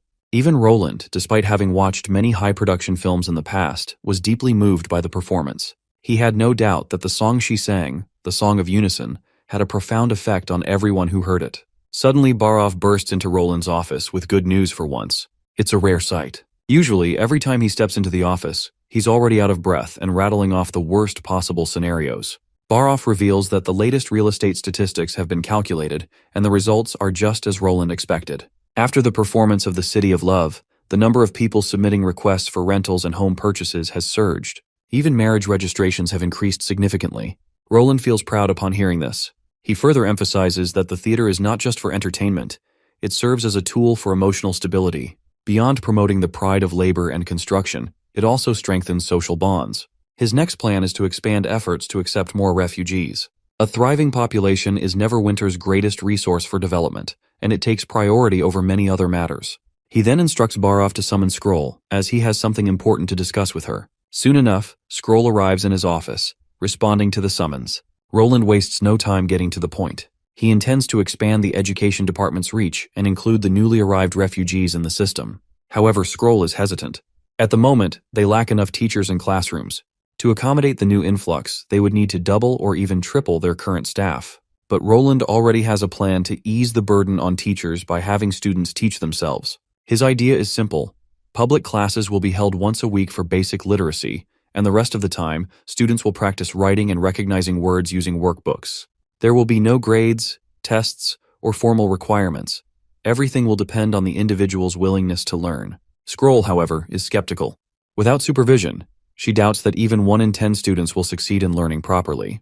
But Roland doesn't mind. His goal is simply to give them a chance. There will always be people dissatisfied with low salaries, and to prevent them from making poor decisions, he feels it is his duty to provide them with a way to improve themselves. Offering a legitimate path for the lower classes to rise is essential to maintaining the energy of a new government. Outside, the rain has finally stopped after pouring all night. A new day begins. Wendy attempts to wake Nightingale, but she remains in a deep slumber, oblivious to Wendy's calls. Deciding not to disturb her further, Wendy heads off to breakfast. After eating, she meets with her little students. She inquires about the sales of the first volume of Witch Diaries. One of the girls eagerly reports that the book has been a hit. Everyone is fascinated by the stories of Bordertown's angels, especially the First Army soldiers. People come to buy copies every day. In the past week alone, they have sold around 60 copies. At this rate, they'll sell out all 1,000 initial copies within half a month. Wendy is pleasantly surprised by these numbers. While they may seem modest on paper, they are impressive for a town where food is the top priority. Witch Diaries is purely for entertainment. It doesn't help with studies, nor does it feed people. And it's not cheap either. It's time for them to start brainstorming ideas for the next volume. Luckily, Roland has already chosen the protagonist for the second book, Sister Echo. The title will be The Silver Moon Princess from the Southern Lands of Sand and Fire. Wendy finds herself looking forward to the day Roland conquers the southern region and finally visits Echo's homeland, an endless desert. Her role is to spread awareness about witches and reveal their true nature to the people. Echo, on the other hand, has firmly established herself in the theater, where the actors absolutely love her music. Meanwhile, Evelyn has opened a pub near the Holy Mountain Hotel, selling all sorts of unique liquors, Her drinks have become unforgettable to both locals and tourists alike. Rumor has it that Hummingbird will soon join City Hall as the Vice Department head of the construction department, making her the second witch to hold an official position after Scroll. As everyone works hard to build Neverwinter City, public perception of witches is also beginning to change. One day, they will be seen as equals. The scene shifts to the Kingdom of Dawn. Oro and Otto sneak around the king's residence, moving carefully through the shadows. Otto is anxious, fearing they might get caught. Sneaking into His Majesty's residence is strictly forbidden, but Oro insists this is necessary if they are to accomplish their goal. In fact, Oro still can't believe he used Andrea's whereabouts as leverage to demand help from Lord Quinn, her father. They burn through a sewer cap using acid and proceed inside. This passage is actually an old escape tunnel. Otto knows it like the back of his hand. He and Oro used to explore the castle through it during their childhood. Eventually, they reach the end of the tunnel, which leads directly to the fireplace in the king's chamber. Inside, they find His Majesty lying in bed. Appin is also present. Soon enough, two pure witches enter the room, joining Appin. If anyone had forgotten, the blonde one is Isabella, while the veiled woman is literally named Veal. They claim to have the medicine that can cure the king, but they refuse to hand it over unless Appin fulfills their unreasonable demands. And even if he manages to get the medicine, there's one condition. It will only work if the Pope is the one to administer it. The mention of the Pope catches Oro off guard, leaving him sweating bullets. From what Oro and Otto understand, these women are not alchemists sent to cure the king. They are pure witches, exactly like the ones Roland had warned them about. Veal reminds Appin of the orders he had received a month ago to shut down all roads leading to Wolfheart. Yet, for some reason, refugees are still pouring into the kingdom. She coldly points out that even if these people crawled their way to the border, they should have reached it by now. Appin tries to explain that there are simply too many of them. If they are stopped at the border, most of them will starve to death. There are no nearby cities or settlements capable of providing food, and if the refugees are forced to turn back, it will take at least a week to return to Moortown. By then, many will perish. But Veal remains indifferent.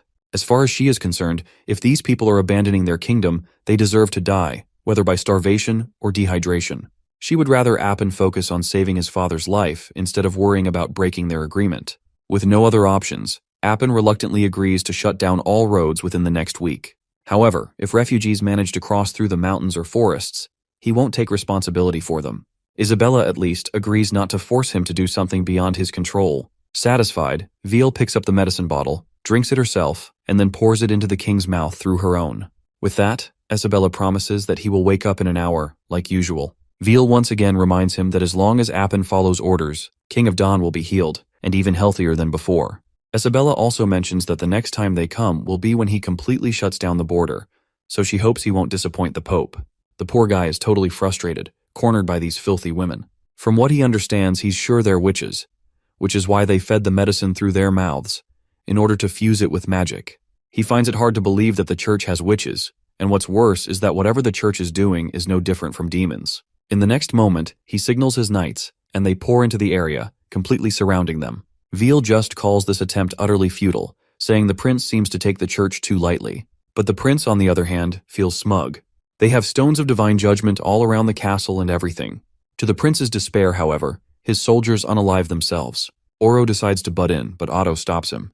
They can't get inside. The mechanism can only be triggered from within. Veal steps toward Appin, who slumps to the ground, recoiling in fear. The witches, on the other hand, seem disappointed that he still doesn't know how to follow orders. Still, they assure him that his father will be fine, and the Kingdom of Dawn will continue to exist for a while longer. Once the church takes Grey Castle, she plans to take Appin under her wing. While they will eventually take the Kingdom of Dawn, they promise to let Appin enjoy the luxurious lifestyle he craves. The citizens of Dawn will also be spared from the horrors of war. As they leave, they tell him to clean up the room as his father might be terrified to see this horrific sight. Otto and Oro finally take a moment to breathe. This encounter has taught them that witches aren't affected by the stones of divine punishment, and the church is planning to take Grey Castle and then Dawn, treating the four kingdoms like a feast, just as His Majesty Roland had described. Otto decides to reveal everything they saw to their fathers, as well as Lord Quinn, but Oro is against it. They just saw firsthand that the stones of divine judgment are useless against pure witches, meaning their families would be in danger. Otto, however, is confident that His Majesty Roland will help them. All they have to do is find the Grey Castle ambassador and relay the message. We then transition to Bordertown, where Prince Roland chuckles as he reads Duke Carlin's loyalty letter. One page is dedicated to pledging loyalty to Roland, but the 10 or so following pages are all praise for Iris, her beauty, her talents. He's basically describing her as the best woman for the position of queen. Essentially, this letter is more or less a marriage request. Roland just chuckles at the sight as he doesn't need a political marriage to secure his throne. Then he receives a pigeon carrying a letter. Once he opens it, he realizes it's from Ambassador Yorko of the Kingdom of Dawn. And what he reads is quite shocking. The Dawn Castle has been infiltrated by pure witches, and these pure witches are immune from the stones of divine judgment. The first prince, Appin, tried to resist, and his soldiers ended up committing suicide under the witches' control. The church's goal is to hold Dawn in place while they attack Grey Castle first. Oro Takata and Otto Lux witnessed Prince Appin's failed attempt against those pure witches, and now their families are seeking Roland's assistance. A profound change occurs in Roland's mood after hearing the news. The idea of witches being immune to the stones of divine judgment sounds terrifying. Nightingale reminds him that only transcendent witches with strengthened bodies or high-tier devils like magic slayers have that kind of resistance. Roland, on the other hand, decides that he's going to adjust his plans for conquering the southern region. Later, we see him in a conference with all the core members, planning how to proceed with the conquest. Iron Axe brings up replacing the First Army soldiers stationed at Dragon's Cliff with newer recruits. The aristocrats shouldn't be too much trouble, while the First Army should focus on taking on the church's forces. Roland agrees with this approach, but he has two major concerns. First, they don't know when the enemy will attack. Second, they don't know where it will happen. The church used to have only one path to attack Grey Castle, from the northern region all the way down to the capital. But now that they have the Dawn King in their grasp, the Divine Punishment Army might attack from the Dawn border as well. So he asks if anyone has any suggestions. Barov argues that no matter where they come from, they'll have to pass through the northern region first, which is Duke Carlin's territory. So he suggests having Miss Iris relay this information to her father and station herself in the north to watch for enemies. Iris agrees that keeping watch is important, but she points out that it's not an efficient plan. If the enemy is already at their doorstep, it would be difficult to buy more time. Roland then asks if she has a better solution, to which she suggests sending people to Hermes. This idea leaves a few people in the room stunned. Sending spies to the church's holy city sounds ridiculous. Even if they made it inside, it's not like the Pope would announce their invasion. The place is filled with church followers, making infiltration nearly impossible.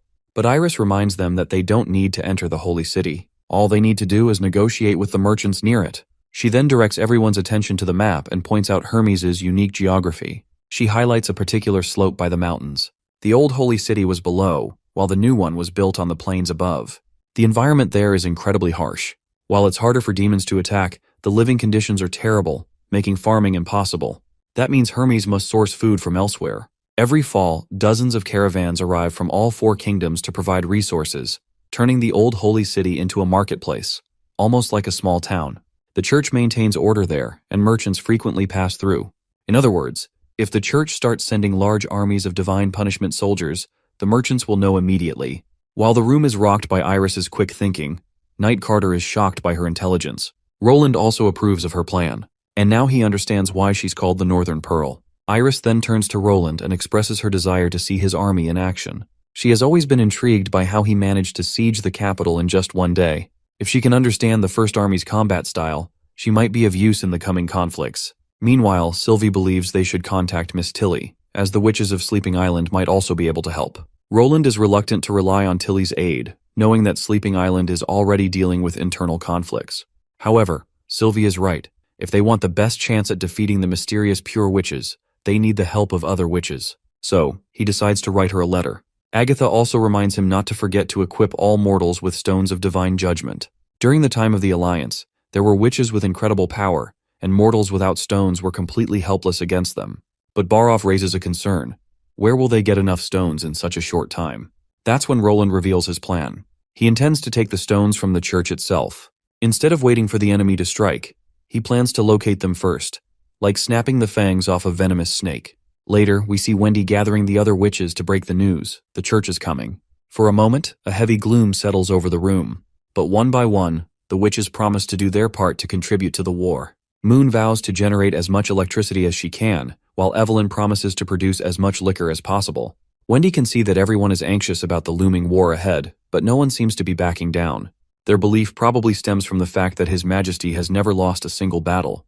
This war is critical for the Witch Union's future. Wendy is certain that if His Majesty obliterates the church, the entire kingdom, or even the whole continent, will finally be safe for witches to live in. And in Roland's territory, they will create a new world where witches and commoners share equal status and honor. For now, Wendy insists that everyone keeps working as usual, just as Roland has always taught them. With courage in her heart, Wendy is sure that no one can defeat them. This is their home, and this is the turning point in changing the fate of witches. And so, all of the witches stack their hands together, vowing to overcome any hurdles in their way. Later, Wendy meets Nightingale, who seems unusually tense about the upcoming war. Nightingale has waited a long time for this moment, to finally face the church head-on. The sisters they lost to the church's hands have also been waiting for this day. As always, Wendy comforts her friend, pulling her into a passionate hug that melts the worries right off Nightingale's face. Meanwhile, the grain seized by the First Army from Dragon's Cliff quickly replenishes Neverwinter's inventories, ensuring enough rations for the upcoming war. The new recruits will soon finish their basic training, and raiding the church for stones shouldn't be too difficult. Roland is confident that 1,500 soldiers will be more than enough for the operation. However, he knows they're likely to encounter pure witches during this mission. That's why the contributions of Evie and Sylvie will be absolutely critical. Captain Brian approaches Roland, still struggling to determine the best location for battle. He believes the First Army can only reach its full potential if they attack from the western region. The Navy would be able to provide solid backup, ensuring supply replenishments within a single day. This distance would also be a huge disadvantage for the church, as their forces would run out of food within a month. But Roland doesn't believe that Brian's plan will work. There are still many church followers in Grey Castle, and without any word from the Pope, they will continue to bring in as many supplies as they can carry. Iris also believes that the church possesses berserker pills, substances capable of transforming ordinary people into monstrous warriors. If the church starts losing, they might force the citizens of Grey Castle to consume these pills, turning them into weapons to weaken the First Army.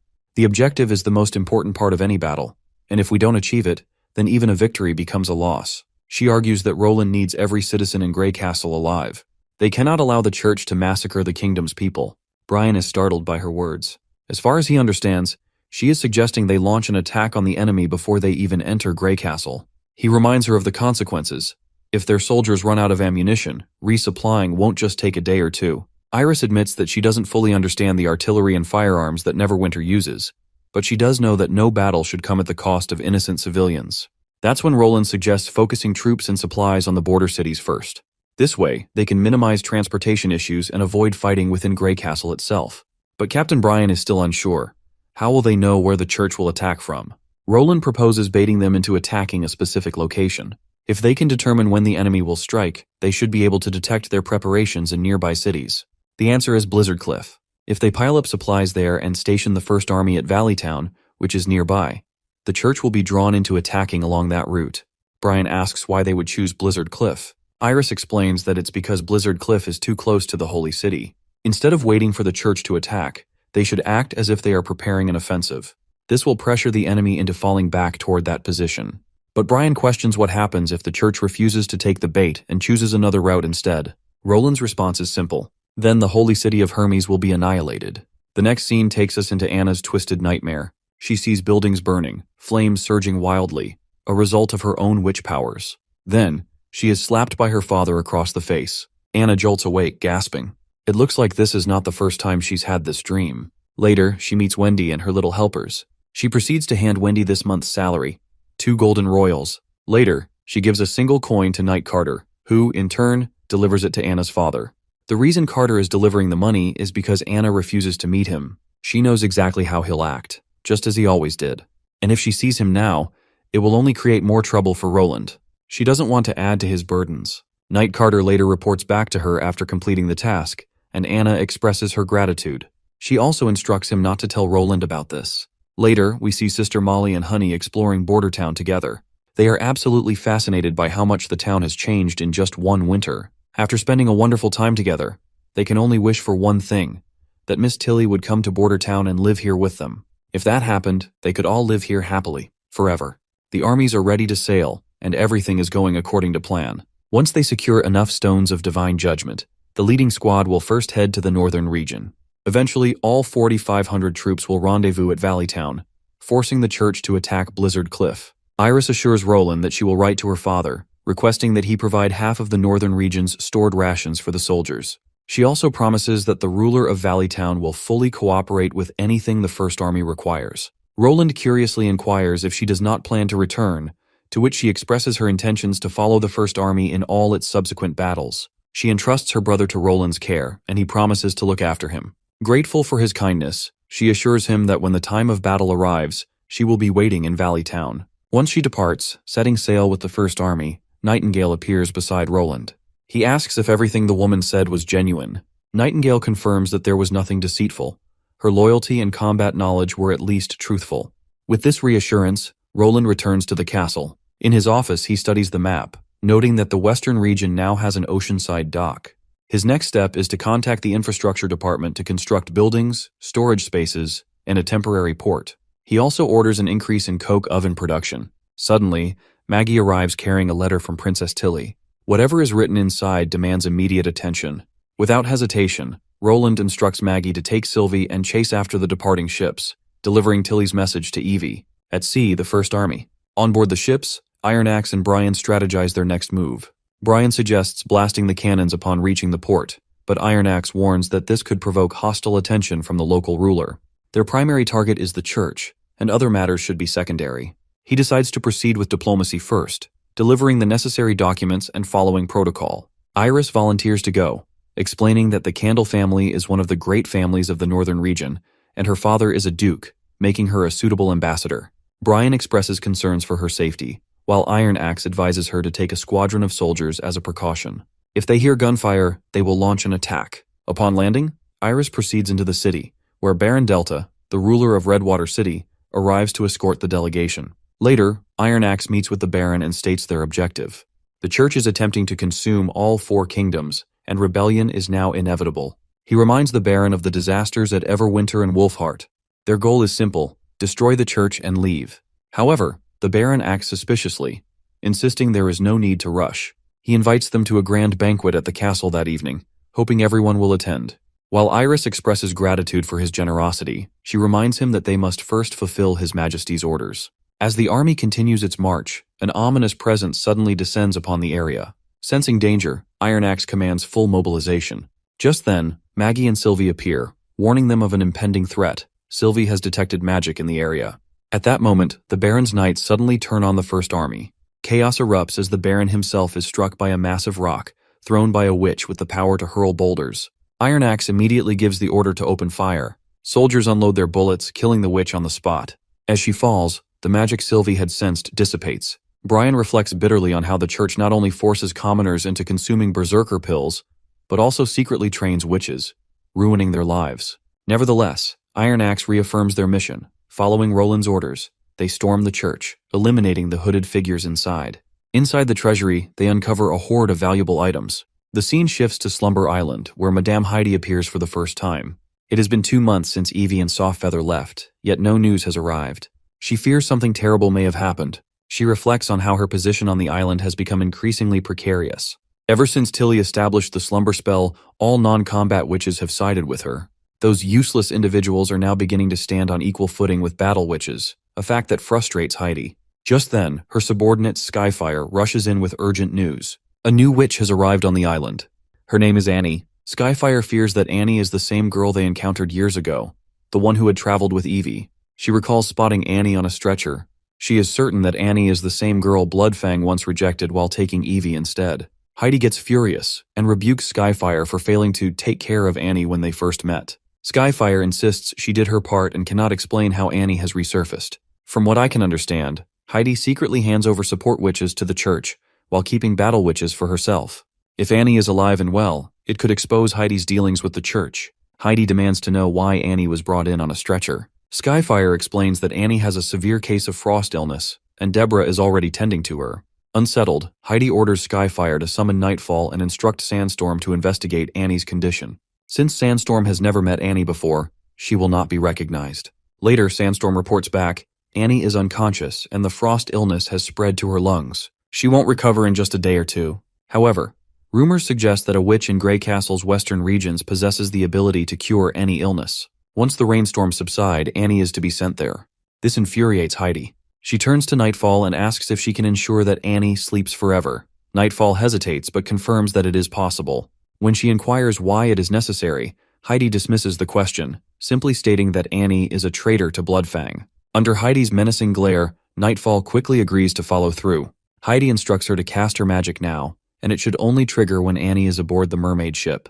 With that, they decide to carry out the plan. Later, she and her entourage approach Camilla, demanding to see the new witch. Camilla, however, reminds them that Annie has already been put to sleep and should not be disturbed. But Heidi keeps insisting, claiming that they know someone named Annie already. She fabricates a story, stating that Annie may have been separated from Bloodfang during an escape from an island. Left with little choice, Camilla grants them permission to see Annie. Once they finally get inside, Heidi tries to distract Camilla while Nightfall attempts to cast her spell in secret. However, Camilla sees through the trick immediately and stops Nightfall before she can complete the incantation. The spell Nightfall was about to use, the Seed of Eternal Rest, is a dangerous magic capable of putting someone into an unending sleep. Thanks to Camilla's intervention, the magic misfires and harmlessly dissipates into the ground. Realizing their plan has failed, Heidi quickly casts a spell of her own to obliterate Camilla. But to her shock, she only destroys a hologram, a mere projection of the real Camilla. At that moment, Skyfire unleashes a fiery attack to clear the path ahead and makes a break for it. But before their escape can be successful, they find Ash standing outside, blocking their way. Alongside her are several witches, including Andrea. The battle is swift. One by one, the Bloodfang members are subdued by Andrea and Ash. The next morning, Ash and Andrea report the capture of the Bloodfang group to Princess Tilly and await her decision. Tilly looks distraught to realize that everything Roland had warned her about in the letter turned out to be true. She can't help but feel sorrowful. Why must witches always be forced into conflict? According to Evie, most of the Bloodfang witches were unaware of Heidi's secret agenda. They had simply followed her without knowing the full extent of her schemes. After careful consideration, Tilly makes her decision. She will gather all the Bloodfang witches, including Heidi, and take them to the Western region. There, they will face the Divine Punishment Army, the Judgment Army, and the Pure Witches. Tilly firmly believes that, just as Roland had said, if they can defeat the Church once and for all, witches will finally enjoy true freedom. Even if Roland were not her brother, she would still stand by his side, for he has been helping her all along. Turning to Ash and Andrea, she asks if they are willing to accompany her on this mission. The answer is immediate. Both witches are more than ready to fight alongside her. Andrea, in particular, is already daydreaming about the ice cream and desserts she will indulge in once they reach Border Town. Well, boys, the long-awaited war is on the horizon, and I can't wait to cover all the details in the next episode.